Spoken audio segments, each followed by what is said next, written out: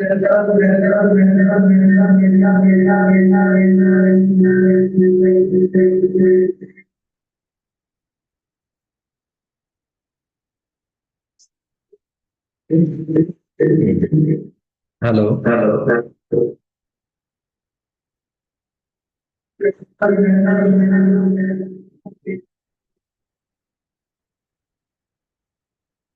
Hello. हाँ sir, public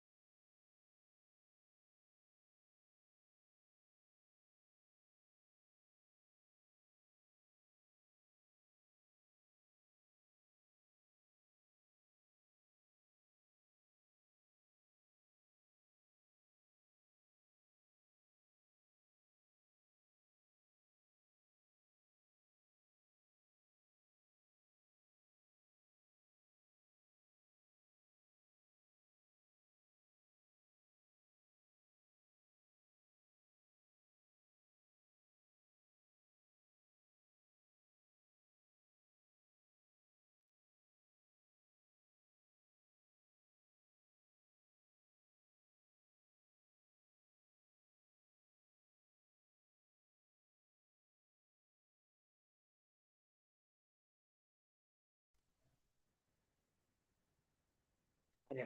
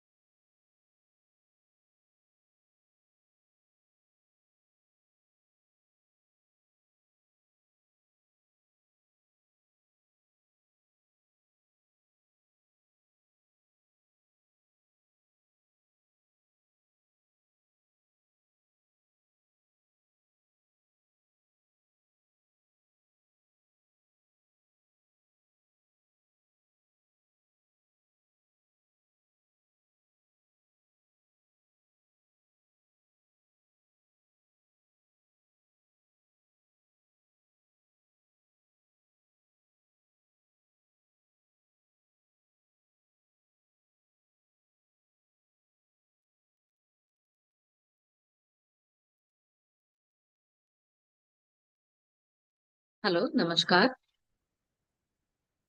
नमस्कार sir.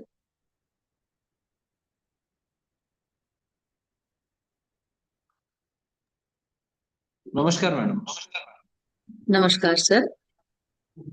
हाँ, मैम। हम लोग सर नमस्कार क्या मैडम। आवाज मेरी आ रही है सर?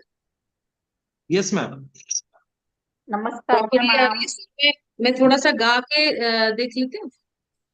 अब यस मैम। लागे न जिया राम तार रे, मोर सैया गए अब लागे न जिया राम, लागे न जरा रे मोर गई सब ठीक है। अभी आवाज आ रही है यस मैम। Properly sir? मेरी आवाज आ रही है? साउंड ज्यादा हो रहा है थोड़ा सा, प्लीज अगर बोले तो मैं मुझे फीडबैक अच्छा होगा।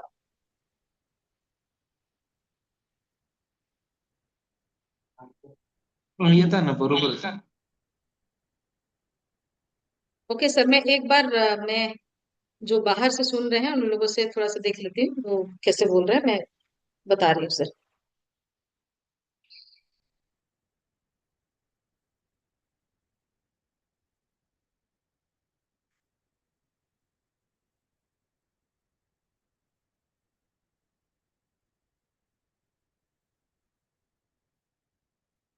हेलो।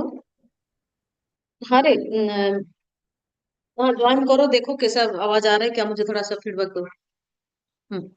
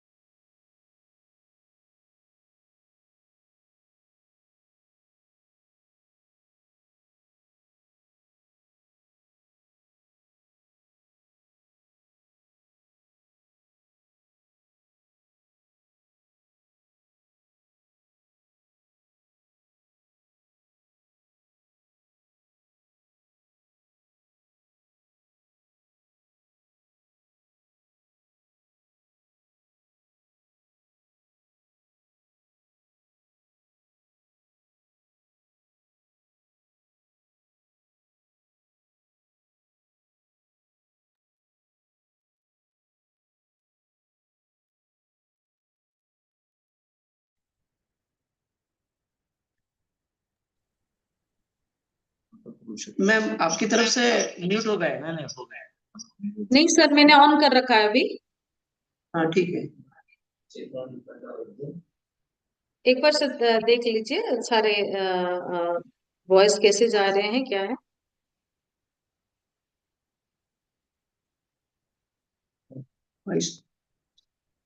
एक मिनट मैम आपकी तरफ से म्यूट हो गया है। No sir, it is unmute sir, मेरा तो अनम्यूट है सर ऑडियो। एक बार सर देख लीजिए सारे मेरी तरफ से सर ऑन है।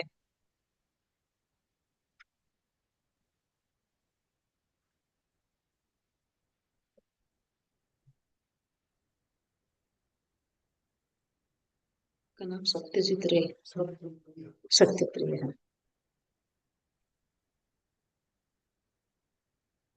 एक बार मैं आपको परिचित करा दूंगी, उसके बाद हम लोग, क्योंकि मुझे लग रहा है कि दोनों तरफ आना मुश्किल है।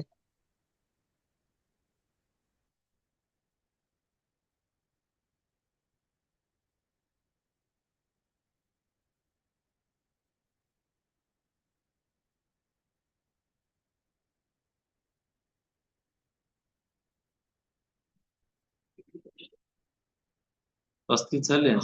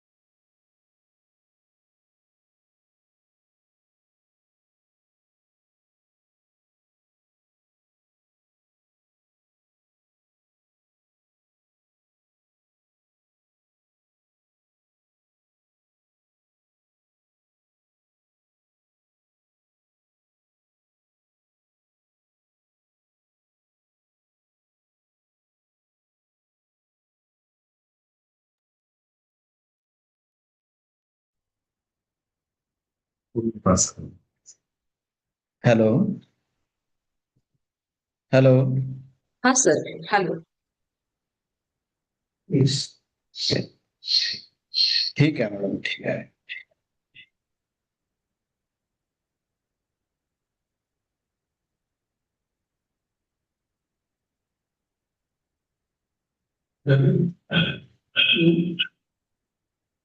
Registration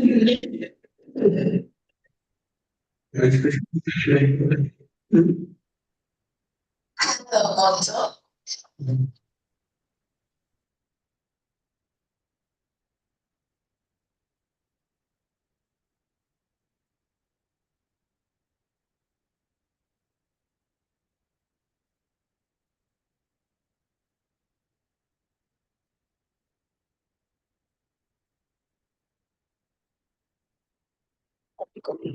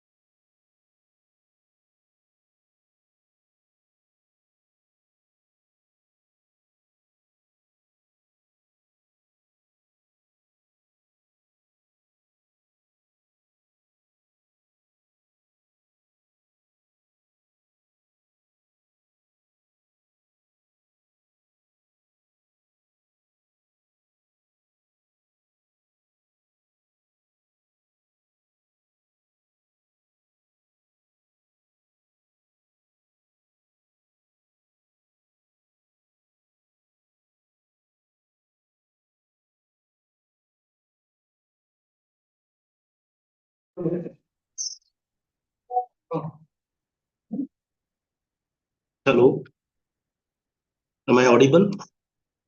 Yes, sir. Madam, am I audible? Yes, sir. You are Yes, audible. sir. Yeah.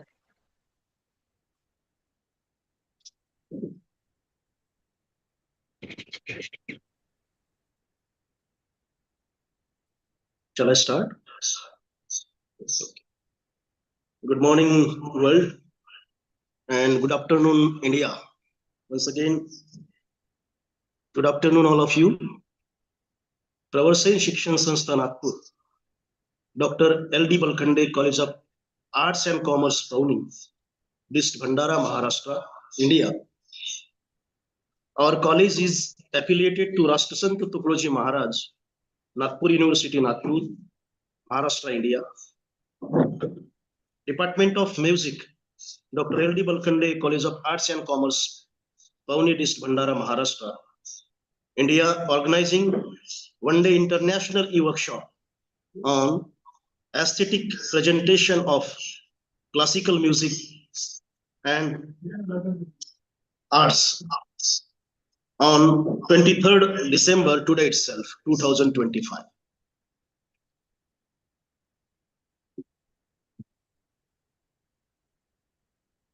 Am I audible, all of you? Yes, sir.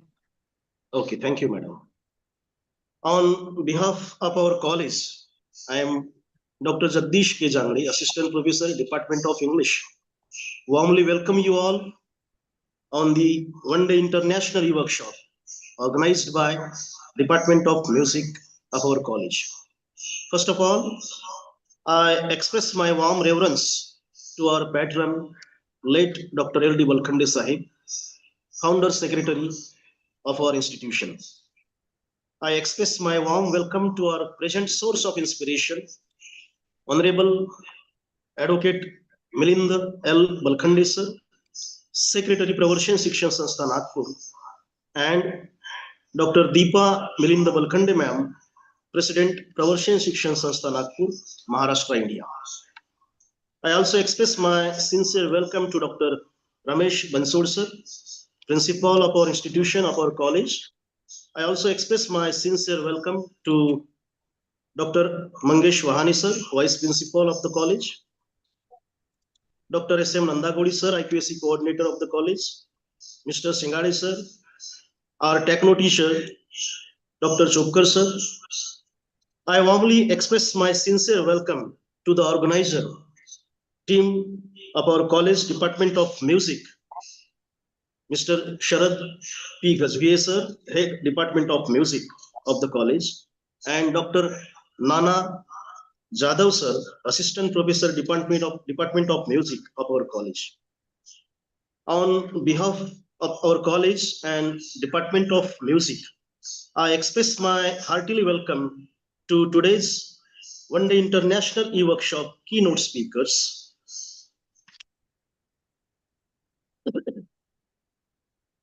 Dr. Bilambita Banisudha ma'am, Associate Professor and Head of Music Department, Sikkim University, Gangtok, a central university. Most welcome, ma'am, on this virtual workshop.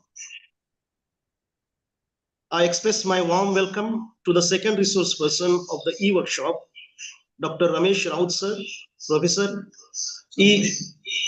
Dr. Santosh Raut sir, Professor EFL, University Hyderabad, and Research Scholar, Howard University, US. Most welcome, sir.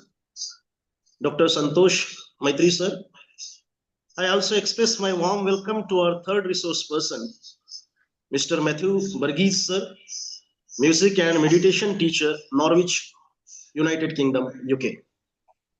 On behalf of Department of Music, Dr. L.D. Balkhande College of Arts and Commerce, Pune, District Bhandara, Maharashtra, India, I express my warm welcome to all the participants across India and all the world, and my dear students who are joining to the one-day international e-workshop.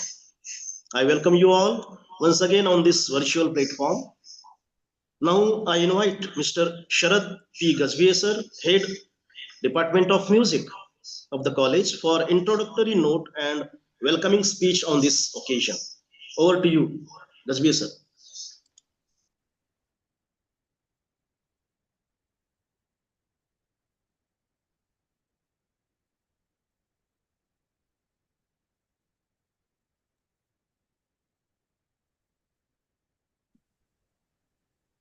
Thank you, Dr. Jagdish Jangade sir.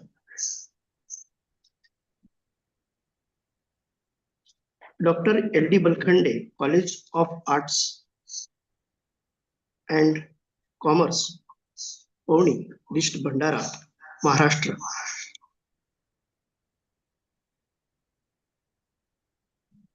Warmly welcome all of you to this workshop on the aesthetic presentation of classical music and arts. By participating in this workshop, we hope you will expand your knowledge and learn something new.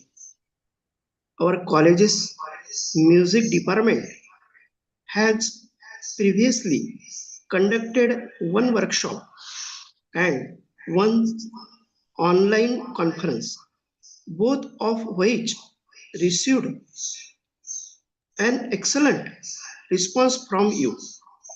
This encouraged us to organize today's international workshop. Our management and principal always motivate us to conduct such programs, and I sincerely thank them for their support. Music is not just an art form, it is a universal language that connects human emotion, culture, and thought. Where words fall short, music communicates, bridge gap. When tradition, ragas, rhythm, and instruments from continue come together, the resulting harmony create a new global platform. Through today's international workshop, we are beginning such a global musical journey. Experts, artists, and teachers from different countries will come together to share their knowledge, experience, and creativity. The main objective of this workshop is to understand diverse culture, learn new styles, and enrich our own art through the knowledge shared by these experts. This workshop is not limited to just learning, it also fosters dialogue, collaboration, and aesthetics creation through the confluence of melody, rhythm, beat, and knowledge. We will connected with each other, gain inspiration, and experience the boundless power of music. Music is not merely a performance art, it is a rich tradition of research, reflection, and cultural dialogue across different areas and regions. Music has shaped culture, human culture, communicated with society, and connected philosophy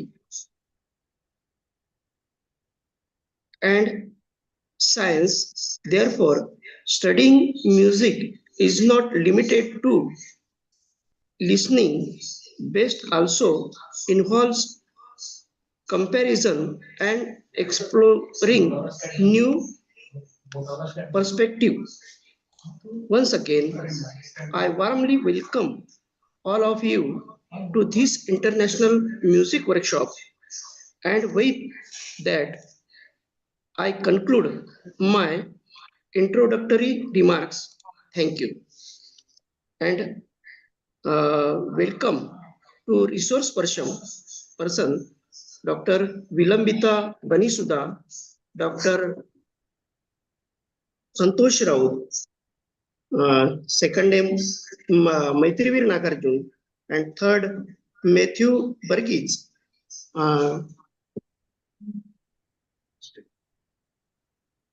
All the respect.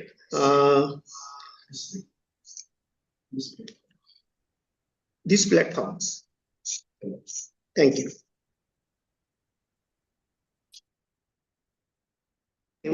Second name Vidya Ruchi. Okay, thank you.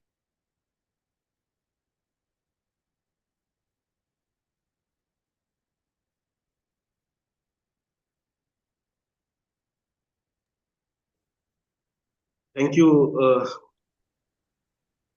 Professor Sharad Gajbey, sir, the head Department of Music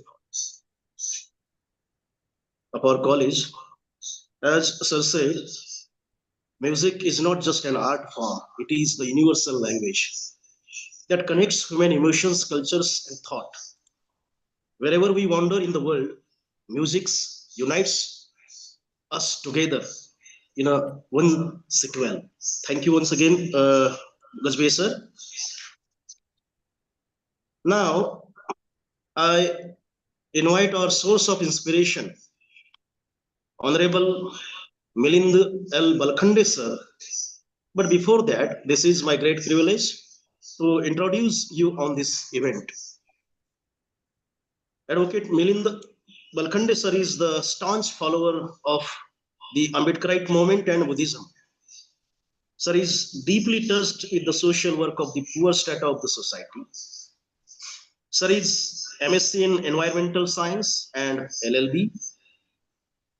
In his advocateship, sir is practicing in District and High Court, Nagpur Bench, Nagpur. Presently, Advocate Milind Balkhande, sir, is the secretary of our college, of our institution, Pravarsen Shikshan Sanstha, Nagpur, Maharashtra. Now, I invite Advocate Milind Balkhande, sir, for the one-day international e-workshop inauguration. Over to you, sir. Advocate Milind Balkhande, sir.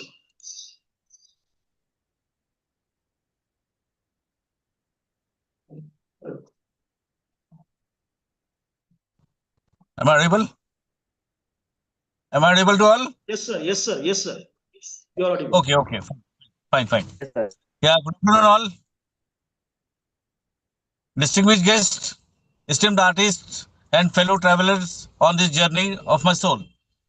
It is a profound honor to welcome you to the aesthetic presentation of classical music and arts.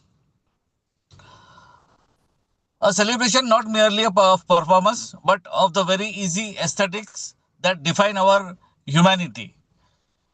I extend my heartfelt congratulations to the organizers for choosing such a relevant and thought-provoking theme. On behalf of the Sanstha, I heartily congratulate the organizers, the principal, and the staff of for this online workshop. I also welcome all the participants who have joined the workshop today and express my best wishes for this workshop. Friends, we gather here today in the world that moves with relentless speed. Yet we chose to step into a space where time follows a different meter. Classical music and the fine arts are often described as food for the soul. But as we witnessed in 2025, they are more than that. they are the inner architecture of our experience. As philosophers from Plato to Schopenhauer have noted, music has the unique power to bypass reason and speak directly to our innermost selves. With a raga unfolds or a brush strokes to capture light. It is not only just a display of technique, it is an aesthetic experience that transforms silence into a canvas of emotions and intellect. We are deeply privileged to have with us today all the resource persons joined from different parts of the world whose our own commitment in the field of music serves as a testament to pursuit of excellence. To the artist, your dedication is the bridge between the legacy of the past and restlessness of the present. You remind us the raga is derived from the word for delight, and through your craft, you offer us the path to that delight. This event, aesthetic presentation of classical music and arts, is designed to be an immerse rasa, an aesthetic relish that exists between the artist and the audience, whether through the intricate patterns of a symphony or the symbolic gesture of a dance. In 2025, we recognize that aesthetics must also be inclusive. As we celebrate these high arts, we do not so with a spirit of empathy, ensuring that the beauty we share is a welcoming harbor for all. Every great journeys begin with light. As this flames rises, let it represent the removal of darkness and the sparking of inspiration within each of us. May it signal the beginning of celebrations where for a few hours everything becomes music. Thank you, and I officially declare the aesthetic presentation of classical music and arts as open. Thank you for having me. Thank you for giving me the time to speak. Thank you. Okay, sir. Thank you, sir. Advocate Milind Balkhande, sir, in his inaugural speech said, music is the workshop. We are beginning to such a global musical journey. Experts, artists, and teachers from different countries will come together to share their knowledge, experiences, and creativity. The main objective to this workshop is to understand diverse culture, learn new styles, ragas, musics, enrich our own art through the knowledge shared by these experts. Thank you once again, sir, on this inaugural speech, on the occasion of this inaugural speech. Thank you once again. Now, I would like to invite Dr. Ramesh Bansod, sir, principal of our college, for an offering best wishes on this one-day international workshop. Over to you, sir. Our principal, Dr. Ramesh Bansod, sir.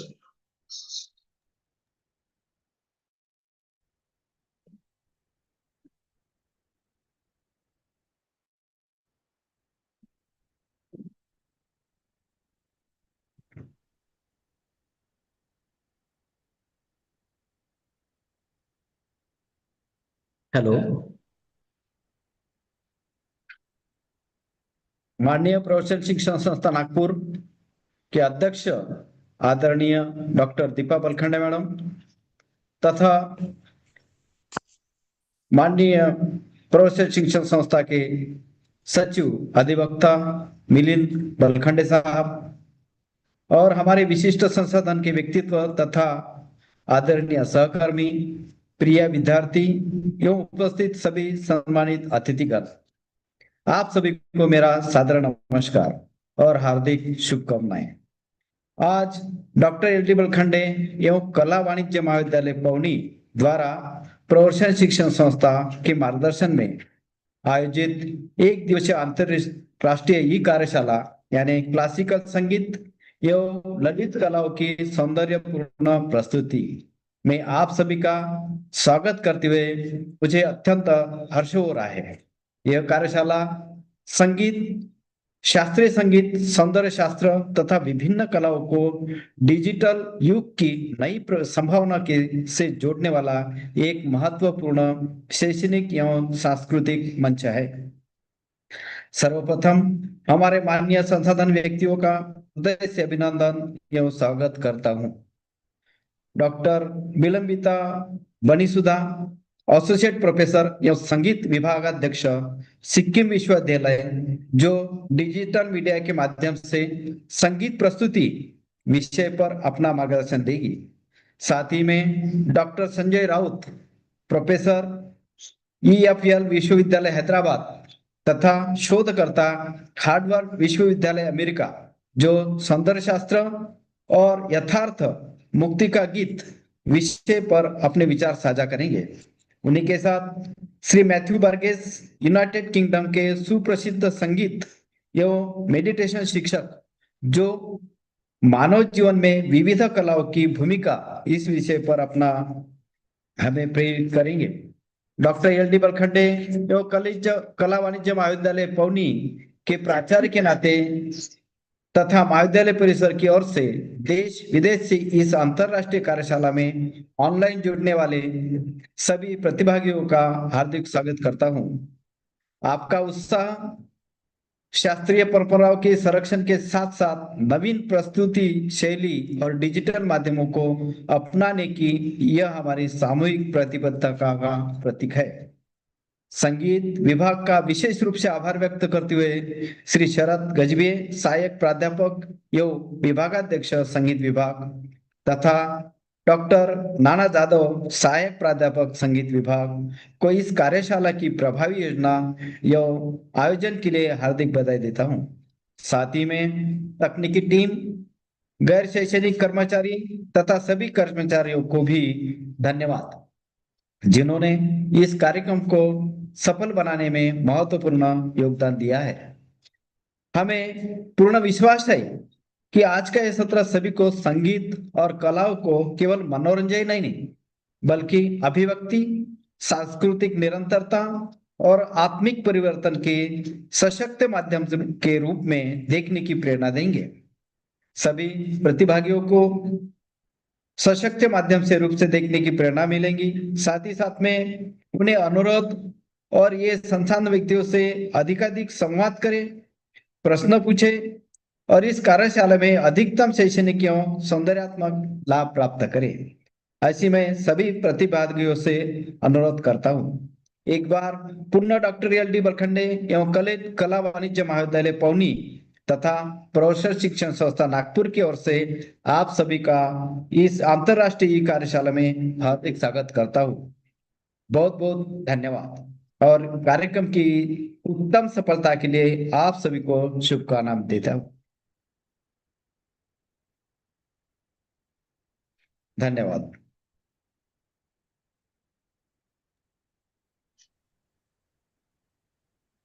Thank you, sir. Dr. Ramesh Bansod, sir, principal of our institution, offer best wishes on this one-day international e-workshop. Dear participants, after the resource person's presentation, it has question answer session. Most of the participants can ask their questions, can deal their, difficulties on the particular subjects. Such comments given by our principal, Dr. Ramesh Bansod, sir. Thank you, sir. Now, I would like to invite our today's keynote speaker, keynote resource person, Dr. Vilambita Banisudha ma'am. But before that, this is my great privilege to introduce ma'am to all of you.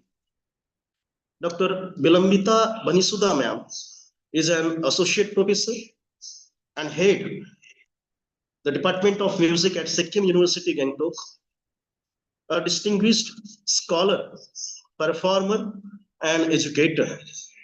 She specializes in Hindustani classical and semi-classical music with a strong research engagement in musicology, devotional song traditions, and compositional analysis. She earned her PhD in Hindustani vocal music from Banaras Hindu University under the mentorship of Padma Shri Professor Ritvik Sanyal sir, following her master's degree from Rabindra Bharati University, Kolkata, and bachelor's degree with distinction from Vishwa Bharati Shantiniketan. Dr. Banisudha ma'am is also an All India Radio graded artist, known for her proficiency in musical, classical, and semi-classical forms. Currently pursuing DLET from Karnataka State University of Performing Arts, Mysore, on portrayal of women in Hindustani music. Her research publication spans diverse areas of Indian music, including multiculturalism in music, Dhrupad song texts, Gurmat Sangeet, Odishan devotional forms, and musicological studies of ragas and the cultural context of performance. She has authored notable books, including Multiculturalism in Indian Music, a compilation of essays that was published in 2023, and Compositional Forms of Dhrupad that was in 2021. Her scholarly articles appears in reputed journals, including Sangeet Galaxy, Storm Journal, STOM Storm Journal, and Mukt Shabd.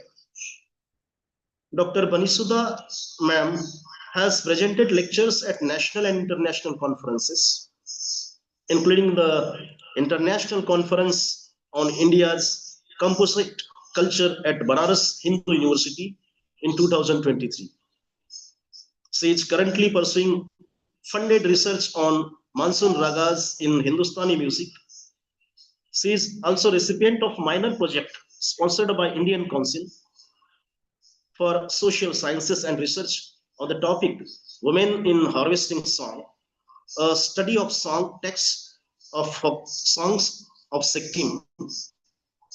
As the head of the Department of Music, she is actively involved in curriculum development, research supervision, and academic administration, contributing to the growth of performing arts education in Eastern Himalaya region.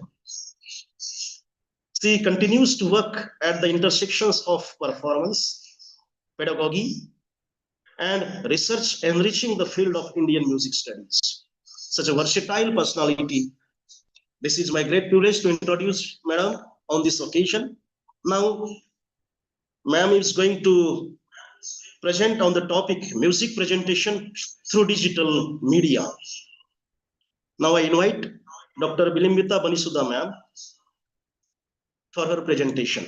Over to you, ma'am.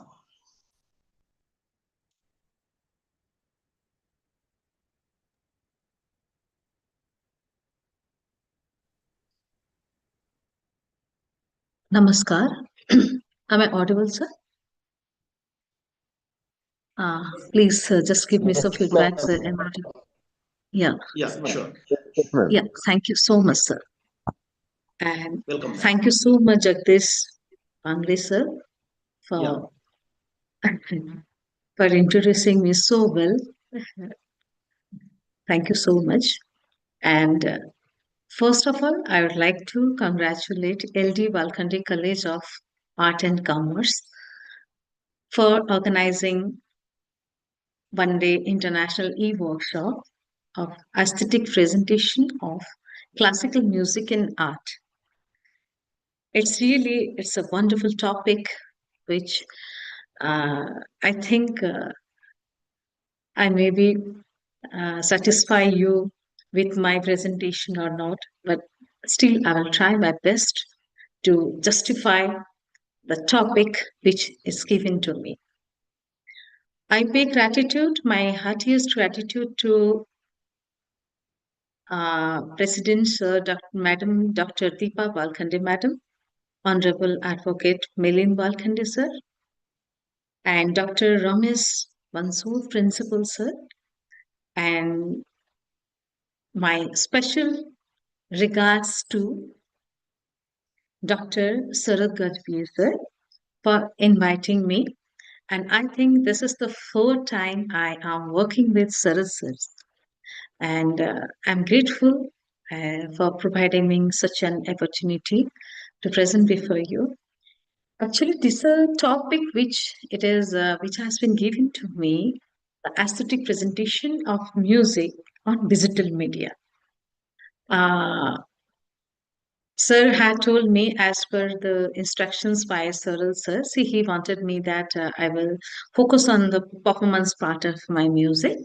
So, aesthetics presentation basically it refers to the manner in which music conceives, structuring, perform, evoke the beauty, emotion, and aesthetics delight in the listener. It is not limited to the sound alone, but includes multiple related dimensions, conceptual and philosophical pieces. In Indian aesthetics, mostly the presentation of music is grounded in the rasa theory, where music becomes a medium to experience ananda. That is aesthetic bliss. जो हमें आनंद देता हो वही संगीत है. And according to the rasa theory, where the music becomes the medium to experience the aesthetic bliss, the performer role is to transform the technical material into the emotionally charged aesthetics experience. And musical elements, which are the important part, the aesthetics quality of the music depends on the sensitive handling of raga, swara, tal, form and structure, and the performance practice expression basically bhav prakas, how we, कैसे हम भाव को प्रकट करते हैं, voice को कैसे resonance होता है, किस तरह से कंट्रोल किया जाता है. All this includes in the aesthetic appeal of the music.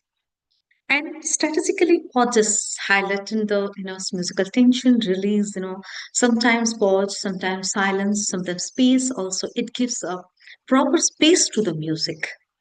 Improvisation, also creativity within the tradition, maintaining raga, maryada while offering the freshness. Presenting the pure form of art, it is also important and an important role of the music.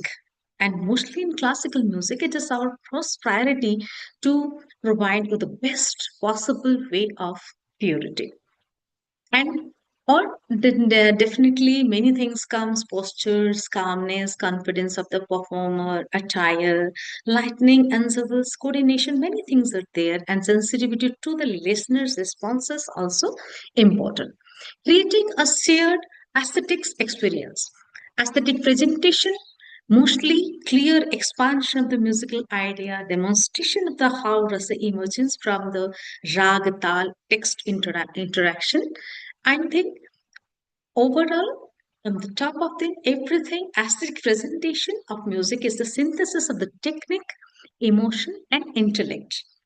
And the mastery of the grammar, that's the shastra, combined with the sensitivity, anubhav, enables the music to transcend sound and become experience of beauty and meaning.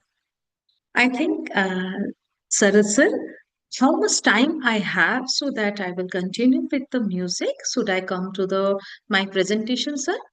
If you, whatever you will be your sir, anyone please just give me some idea that what to do after that.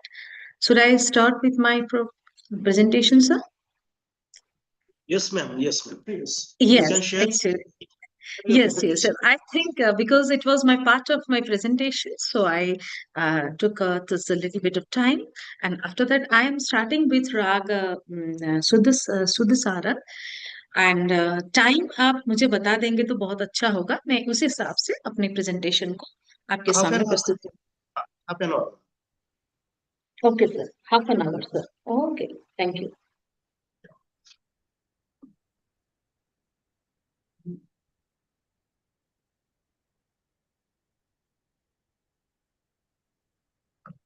Sir, I have Satyapriya Roy ji with tabla and tabla, please.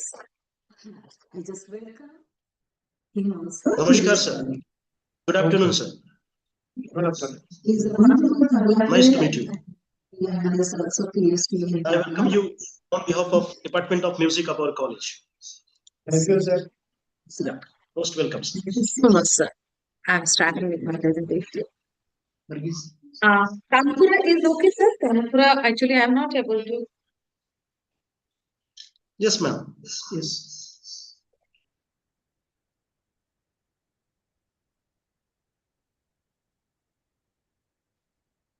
Presentation में कालम होती है हाँ.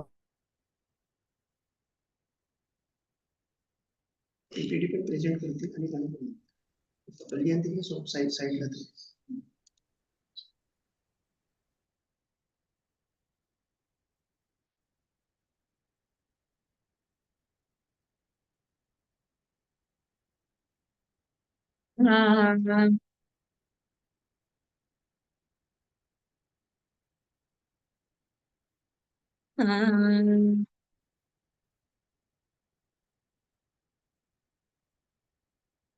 My Tanpura is audible. Tanpura is enough. Ma'am, yes, ma'am. No, we can't hear you. अगर किसी को कोई भी लग रहा है कोई फीडबैक देना हो तो क्या you can just text me on this message so that I can adjust accordingly right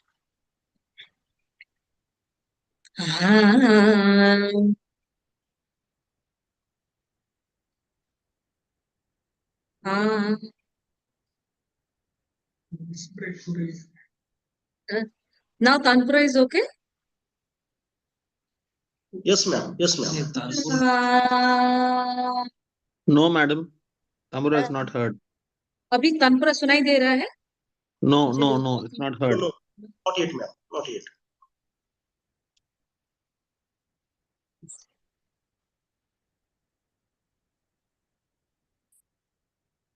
cannot hear tanpura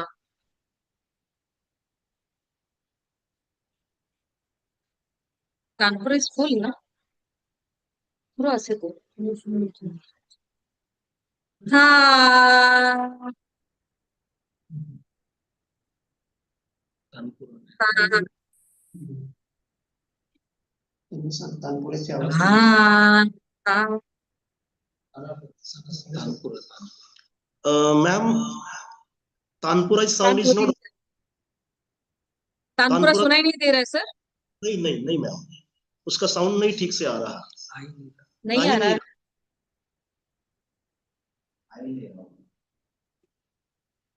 sir देखिए अभी आ रहा है क्या No, ma'am. Is it? No, ma'am. नाही. No, नहीं.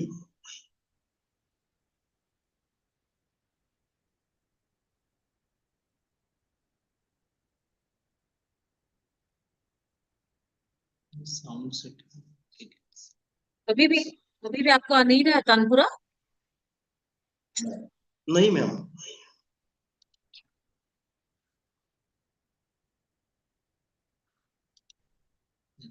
ऑडियो सेटिंग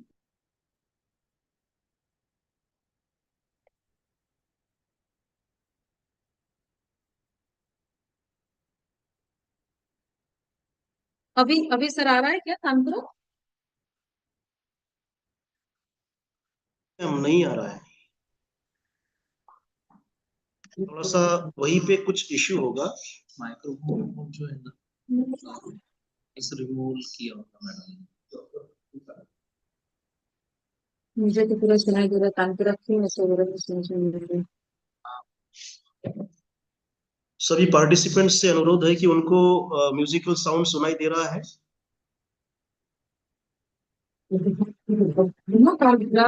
हाँ जी सुनाई दे रहा है सर सुनाई दे रहा है सुनाई दे रहा है. Okay. Then the problem is our side, ma'am. हाँ मुझे कुछ बच्चे बोल रहे हैं कि मेरे स्टूडेंट्स बोले जूम में थोड़ा तानपुरा कम सुनाई देता है क्योंकि वो मैंने ये को कर देता है ना वो साउंड को आउटसाइड साउंड को नॉइस को ये करता है Yeah, right, ma'am. Ma'am ma'am जो लेफ्ट बॉटम साइड में ऑडियो ऑप्शन है अच्छा हाँ में देखिए साइड में एरो है उस पे आप क्लिक करेंगे ओरिजिनल साउंड फॉर म्यूजिशियन हो रहा है। हाँ, तो माइक्रोफोन मोड जो है उसमें ऑप्शन मैम, उसमें नॉइस रिमूवल होगा, तो उसके नीचे ओरिजिनल साउंड फॉर म्यूजिशियंस उस पे क्लिक कीजिए। हाँ हाँ हाँ, वो मैंने किया अभी। अभी ओके देखिए ओके। तो, अभी देखिए आप लोग भी, अभी बताइए मुझे। एक सेकंड। ये सुनाई दे रहा था। अभी सुनाई दे रहा है क्या? नहीं मैम। Still not.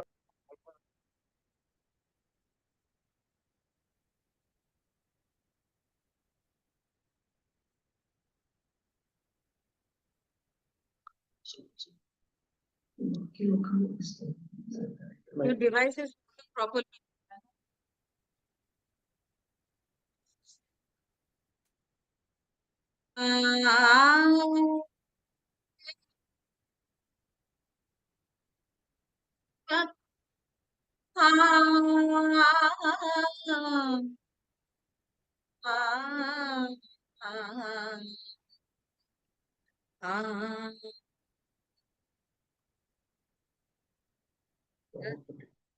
अभी सुनाई दे रहा है? नहीं नहीं।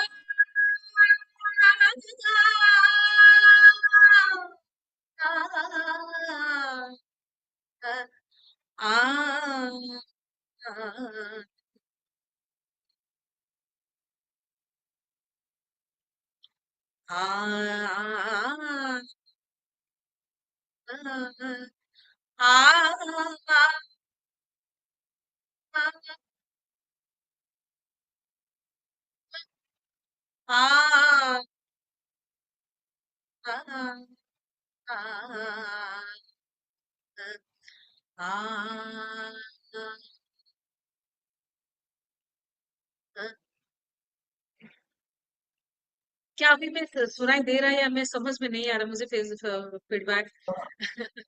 नहीं मैम, आपका आपका आवाज काफी अच्छा है, मतलब सुनाई दे रहा है, लेकिन वो जो म्यूजिकल ऑर्गन्स है ना, वो कुछ भी नहीं सुनाई दे रहा है।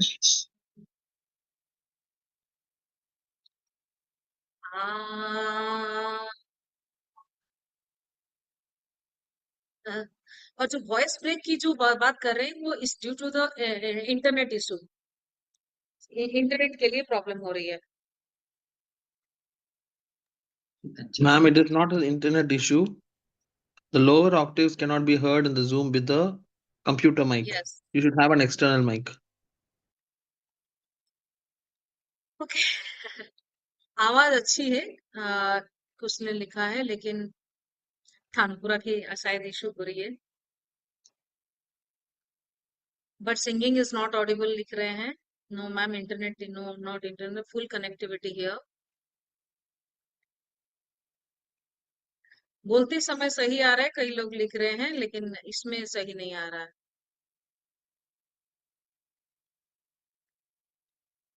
एक सेकंड में थोड़ा सा वॉल्यूम देखती हूँ अपना। मेरा फुल वॉल्यूम है सर।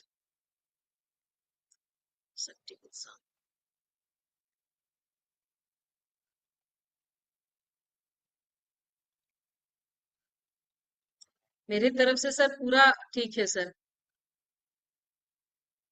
ओके, लेट मी चेक, मैं माइक्रोफोन देख के देखती हूँ। मैं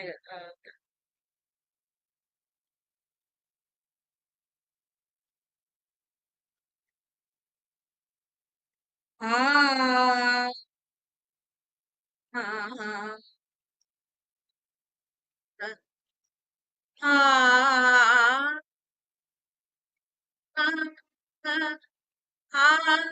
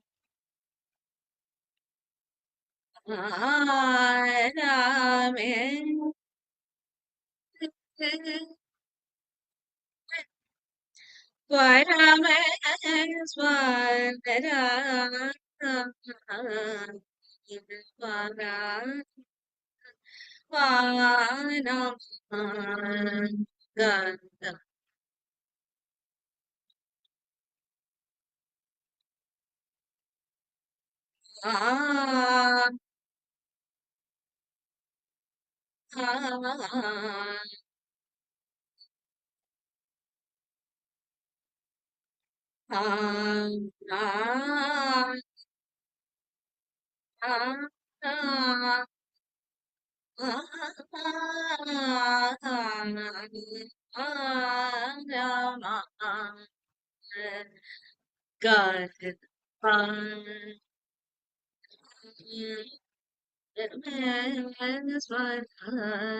तबले की आवाज आ रही है आ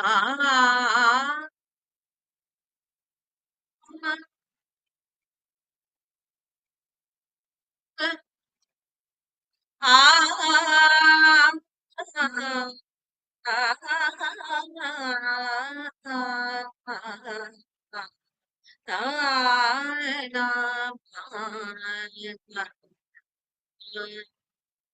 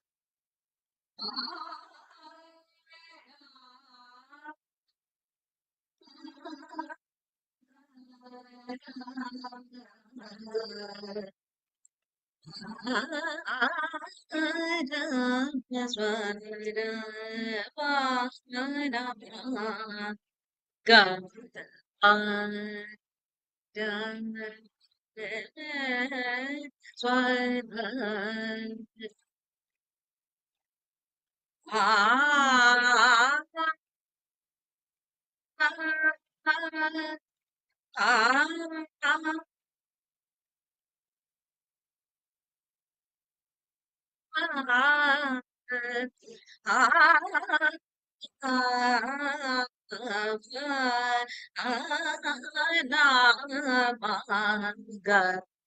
God.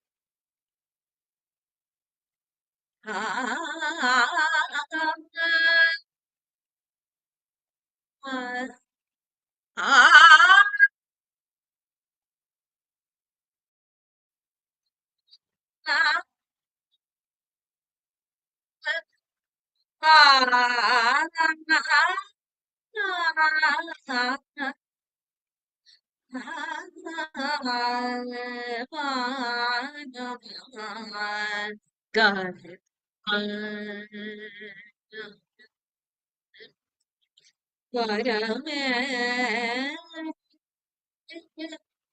Swara God. Swara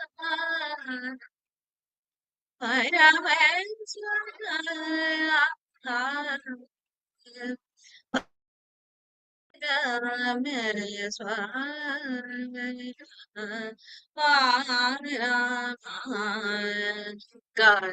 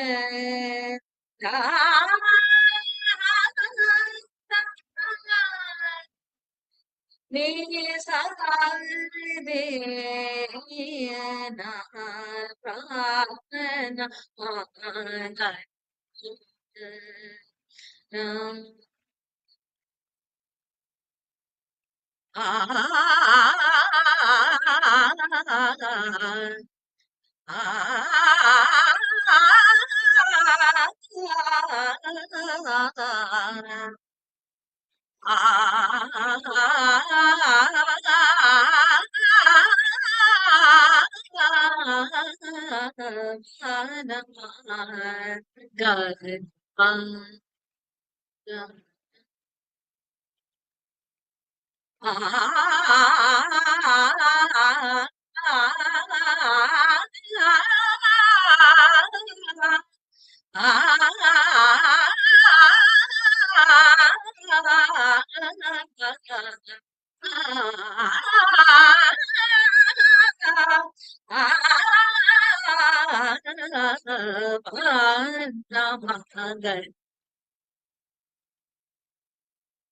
झूलन झूलत लागन दस गई रे नागन दस गई रे झूलन झूलत लागन दस गई रे झूलन झूलत लागन दस गई रे दस गई रे अगली मोहरा झूलन झूलत लागन झूलन झूलन लागन दस गई रे झूलन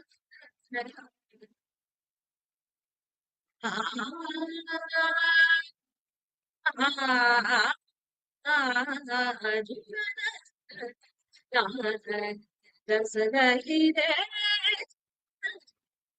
लागन दस गई रे दस गई रे अगली मोहरा झूलन झूलन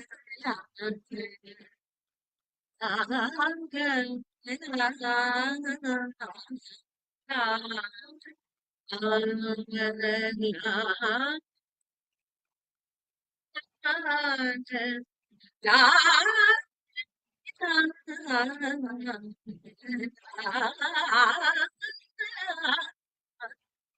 झूलना झूलना जस गई रे झूलना झूलना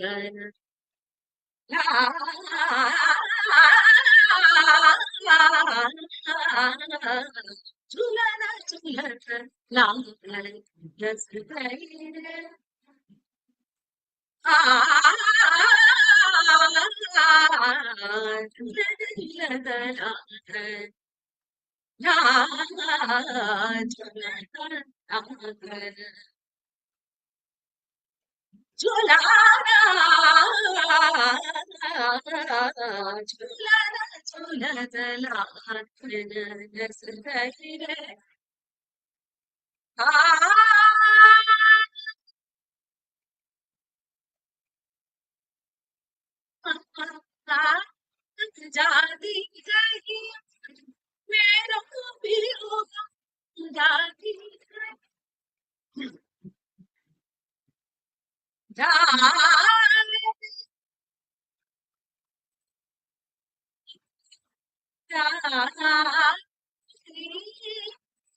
जाती कहिया मेरे को भी जाती कहिया जाती जाती कहिया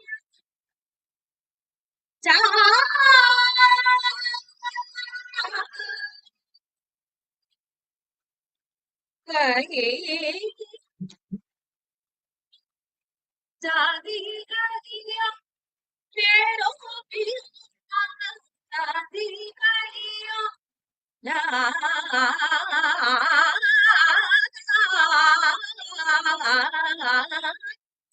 जाती कहिया मेरो की जाती कहिया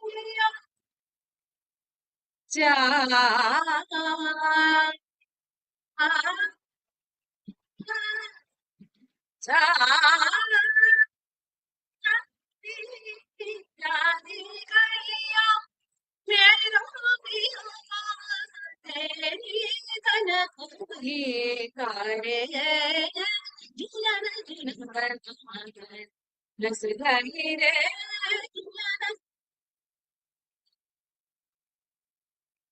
झूलन झूलन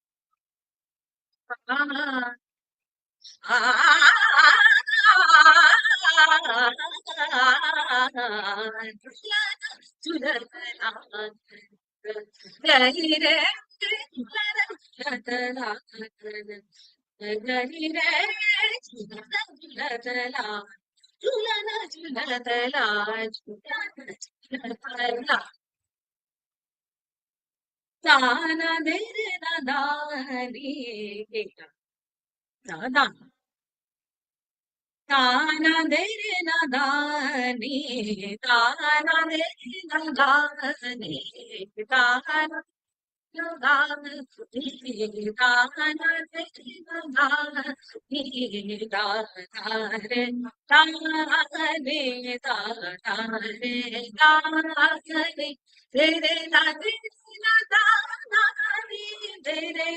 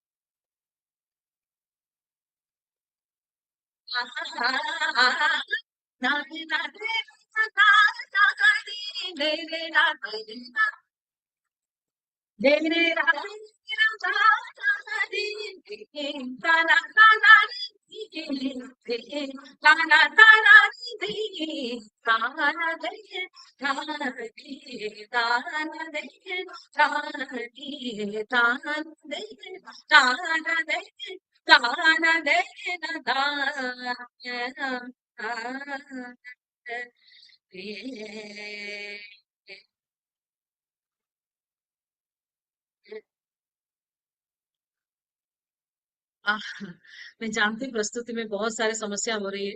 प्लीज आप लोग थोड़ा सा फीडबैक दें तो अच्छा होगा। आप लोग अपना माइक्रोफोन ऑन करके थोड़ा बता दें तो मेरे लिए सुविधा होगी। आगे क्या करूं मैं? हाँ, Sharad sir. Yes yes ma'am, yes ma'am, yes ma'am. Sir मुझे बताइए कि ऐसा क्या करूं मैं, मतलब प्रॉब्लम अभी अभी भी प्रॉब्लम हो रहा है sir? Ma'am continue continue ma'am, बहुत ही अच्छी साउंड है। ओके, और मैम एक सुझाव है। आई नो दैट वॉइस शायद बहुत ज्यादा ये हो रहा है कि जैसे भी मैम हो रहा है एक उसमें क्या होता है मुझे। I can not technically here you. Correction, technically okay correction है सर। मैम ये। ऑडियो सेटिंग में सर मैं देखिए। एक गाना चाहूंगी। ऑडियो में जो है ना, सर जो ऑडियो जो है उसमें क्लिक करके ऑडियो सेटिंग में जाइए आप। सर मैं गई हूँ। हाँ, उसको क्लिक करके हाँ राइट साइड में हाँ ऑडियो का जो ऑप्शन है ना, हाँ सर। माइक्रोफोन मोड्स वाला ऑप्शन, हाँ, वहां पे ओरिजिनल साउंड फॉर म्यूजिशियंस जो है, वो किया है मैंने सर। हाँ उसमें हाई फाइडेलिटी म्यूजिक मोड जो है, हाँ हाँ, उसको क्लिक करिए आप। एक मिनट सर, एक सेकंड सर, सर एक मिनट सर, मुझे थोड़ा मैं आपका बात सुन पाऊँ, क्योंकि मुझे, मैं तो इतना आवाज करके बैठी हूँ मुझे सुनाई नहीं दे रहा है। हाँ आवाज सर, अब अच्छी आ रही है मैम, लेकिन वो थोड़ी सी ब्रेक हो रही है। हाँ सर, क्रैक तो मेरा तो फुल नेटवर्क है सर हाँ यहाँ मैम, पे। वो ऑडियो में माइक्रोफोन मोड्स में हाँ ओरिजिनल साउंड फॉर म्यूजिशियंस, हाँ, उसके बिलो जो है हाई फाइडेलिटी म्यूजिक मोड जो है उसको क्लिक करिए आप। Music mode. हाँ, high high fidelity music mode. High fidelity music mode.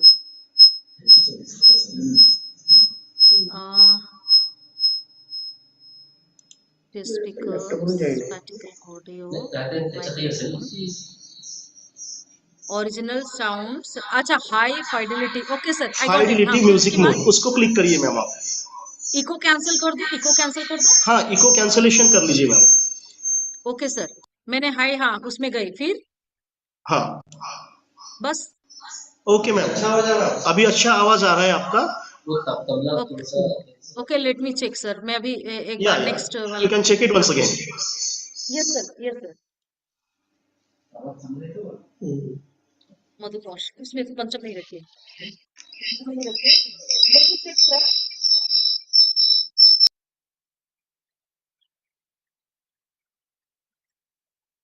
Sir अभी तानपुरा सुनाई दे रहा है आप लोग को? हाँ, हाँ, हाँ, हाँ, हाँ, हाँ, हाँ,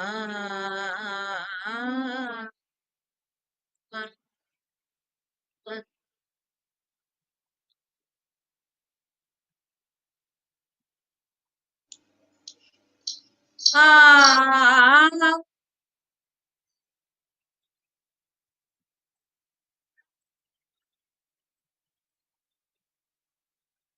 हाँ, हाँ, हाँ, हाँ।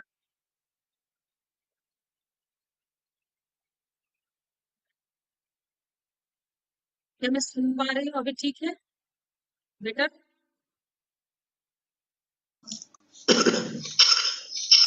आवाज काफी अच्छी आ रही है, लेकिन जब आप पीछे जाते हैं ना सर तो थोड़ा सा फ्लक्चुएट होता है साउंड। अच्छा, साउंड कम हो रहा है आपको? अभी मैं सामने आऊं सर? ठीक है, अभी आवाज आएगी? ठीक मैडम, यस यस। हाँ, ओके सर। मैं चलती हूँ, जो हो रहा है होने दीजिए, क्योंकि मैं फिर नहीं अब नहीं, गाने कोई का कोई बात नहीं है। Okay sir. या। हाँ,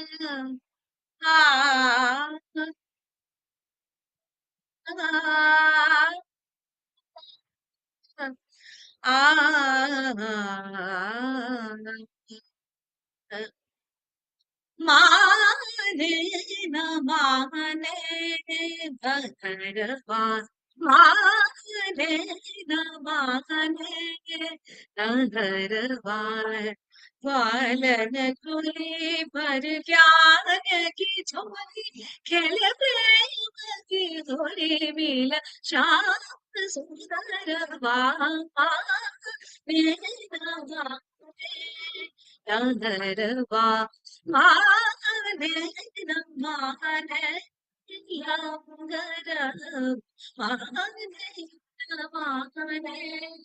गंधर्वा, ग्वालन टोली भर ज्ञान की झोली, खेल प्रेम की होली मिल सुंदर माने न माने गंधर्वा, माने न माने गंधर्वा, माने न माने गंधर्वा, माने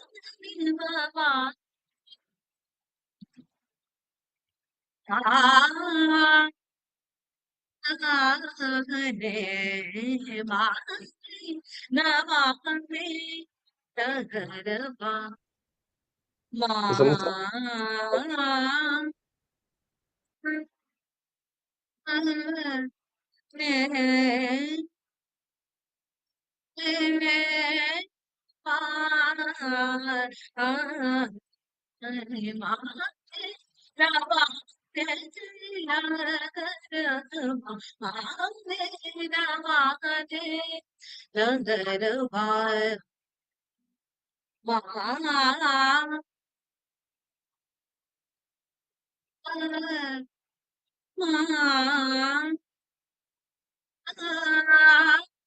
माने माने माने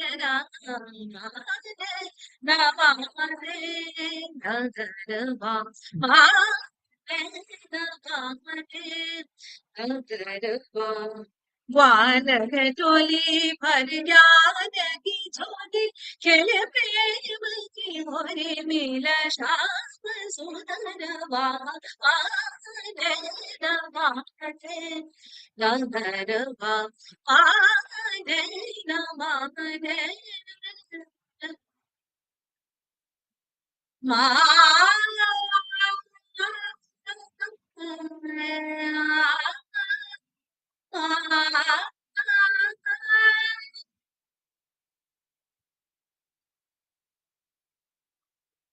धर्म की केसरी मोर केसरी को दया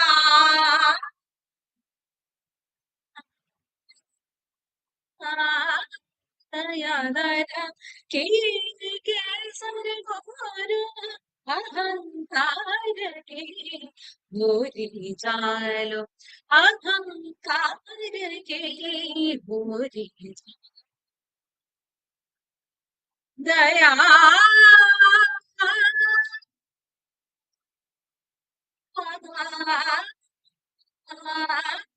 दया धर्म की केसर मन का वचन दे तन पर डारो मन का वचन दे तन पर डारो अहंकार की पूरी जालो अहंकार की पूरी जालो प्रेम की रंग सो अगल बनवा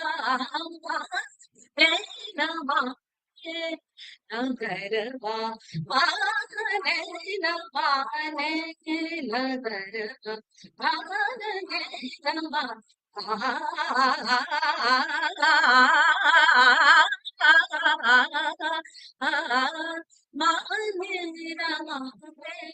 नगरवा माने नवा माने नवा नगरवा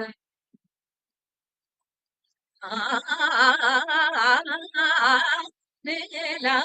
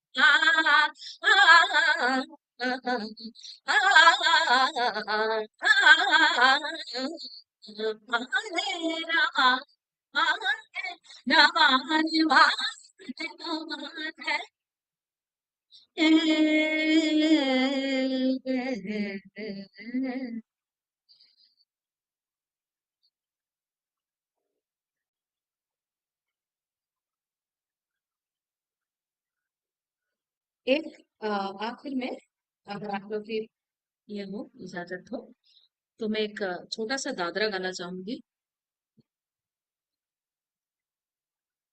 यस मैम। हाँ छोटा सा दादरा उसके बाद मेरी मैम आपका। ओके थैंक यू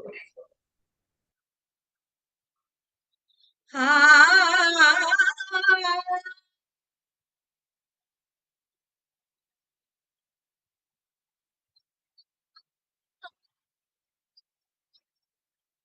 हाँ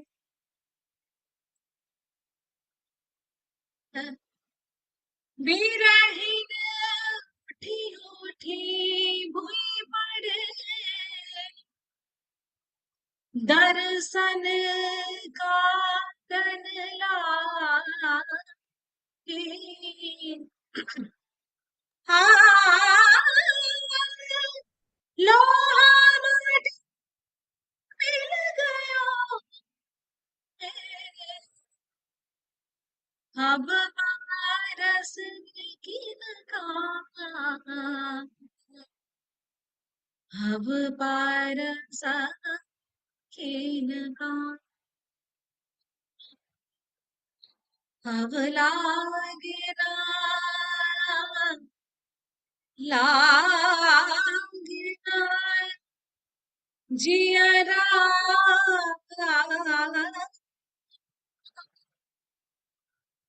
अब लागे न जियरा हमार रे मोर स्त्री हो गई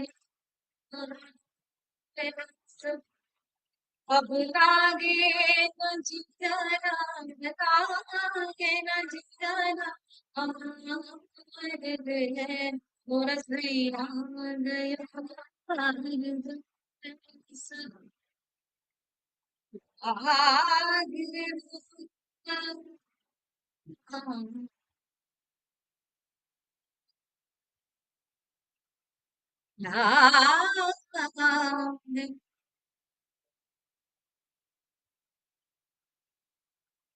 मोरसैया अब लागे न जियरा लागे न दियारा हमार रे मोरसैया रंगोहार वासन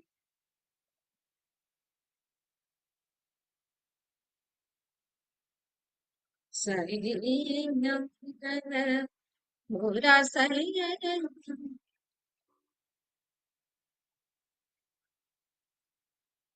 मोरसैया गयो परदेस अब लागे हटा न जिगरा हमार रे मोरसैया गयो परदेस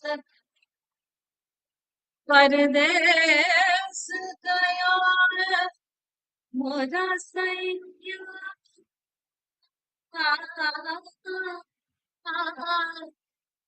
मोरा सैया गयो मोरा सैया गयो परदेस सोना लागे पर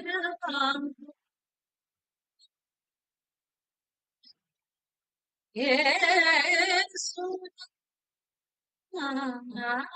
लागे सोना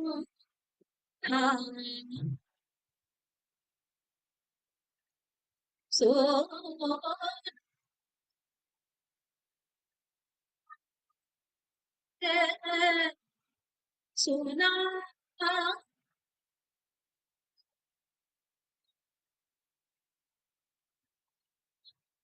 सोना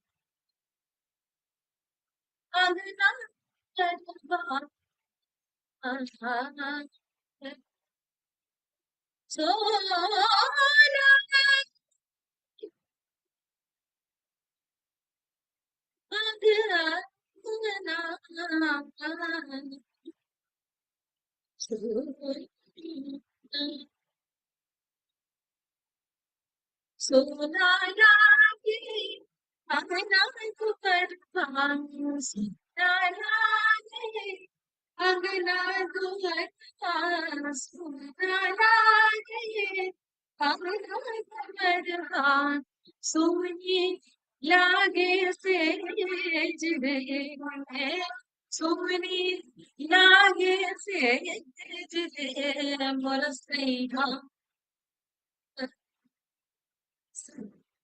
अब लागे जियरा लागे जियरा लागे मोर सैया गयो परदेस काश कहूँ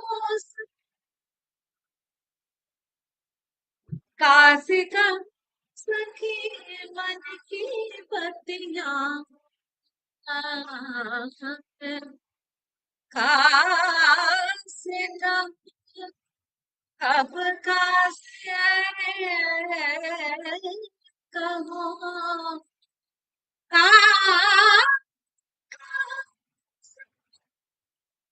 मन की बतिया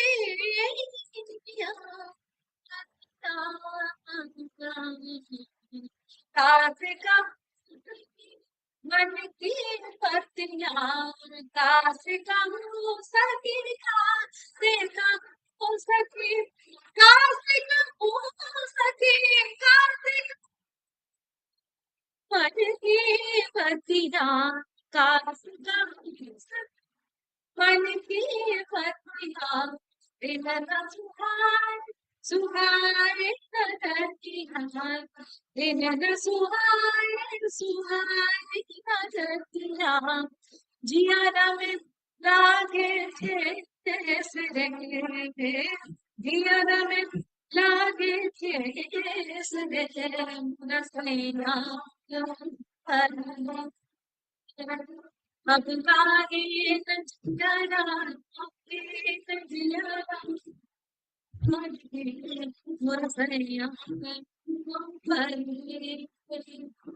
Mursaiya Mursaiya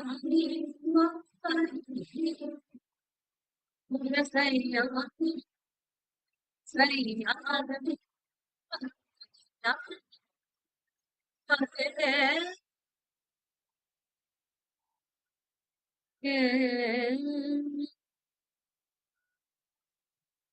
Yes.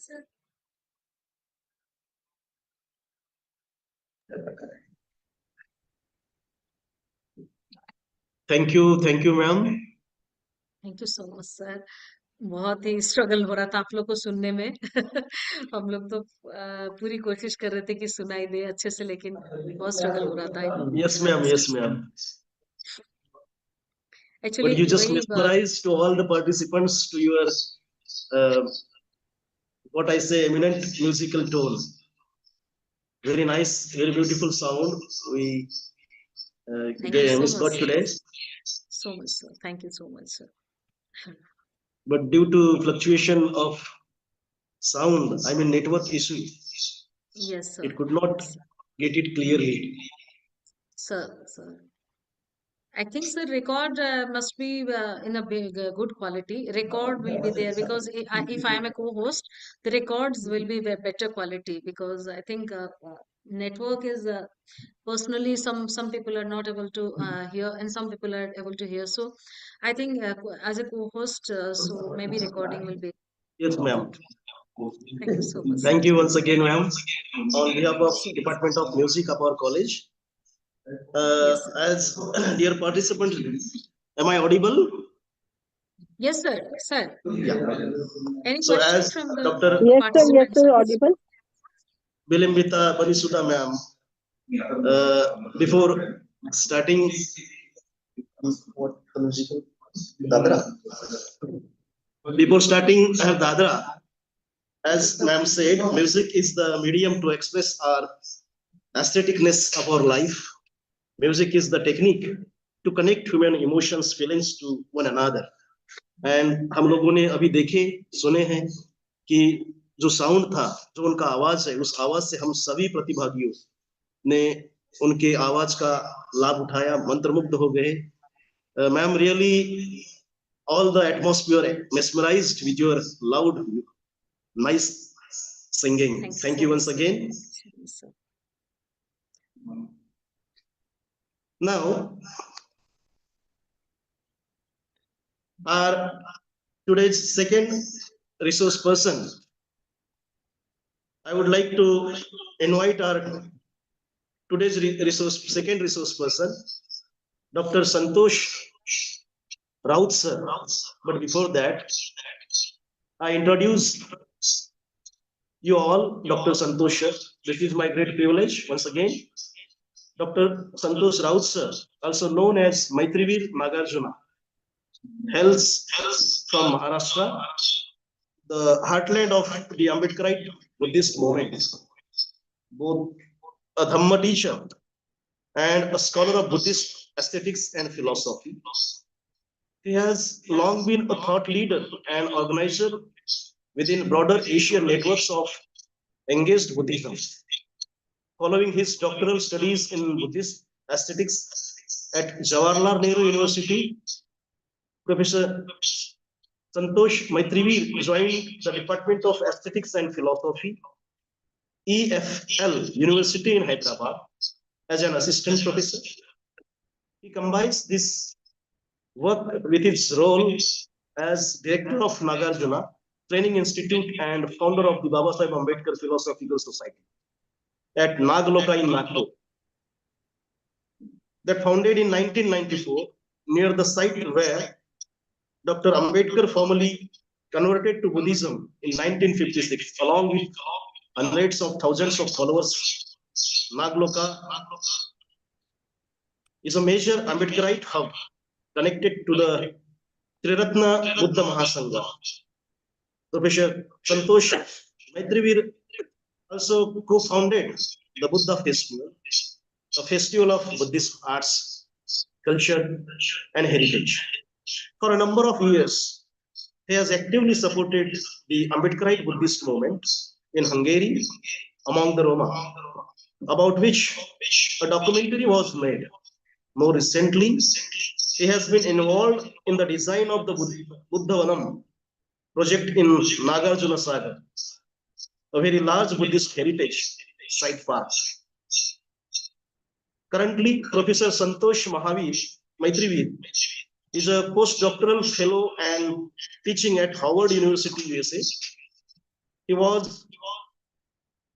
He is recently interviewed about Buddhism and social justice by the scholar John Kuhn at Michigan State University. He was a keynote speaker at the Vesak Celebration 2025 and the Ambedkar Jayanti Birth Anniversary Celebration 2025 at the headquarters of United Nations in New York. Such a versatile personality, we are going to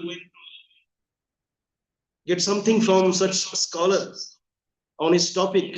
His topic of today's presentation is aesthetics and reality, a song of liberation. Without wasting my time, I just invite Dr. Santosh Maitrivir sir on this international fee workshop. Over to you, sir. Thank you. Thank you very much, organizers, and thank you very much for your generous introduction. I must say my mind is starting. It's 3 a.m. in the US, so my mind is beginning to speak. So I'm just newly born today in this morning. So I hope you'll bear with my slow thinking and low voice. Am I audible enough to all of you? Yes, sir. Yes, sir. Clearly audible. Okay.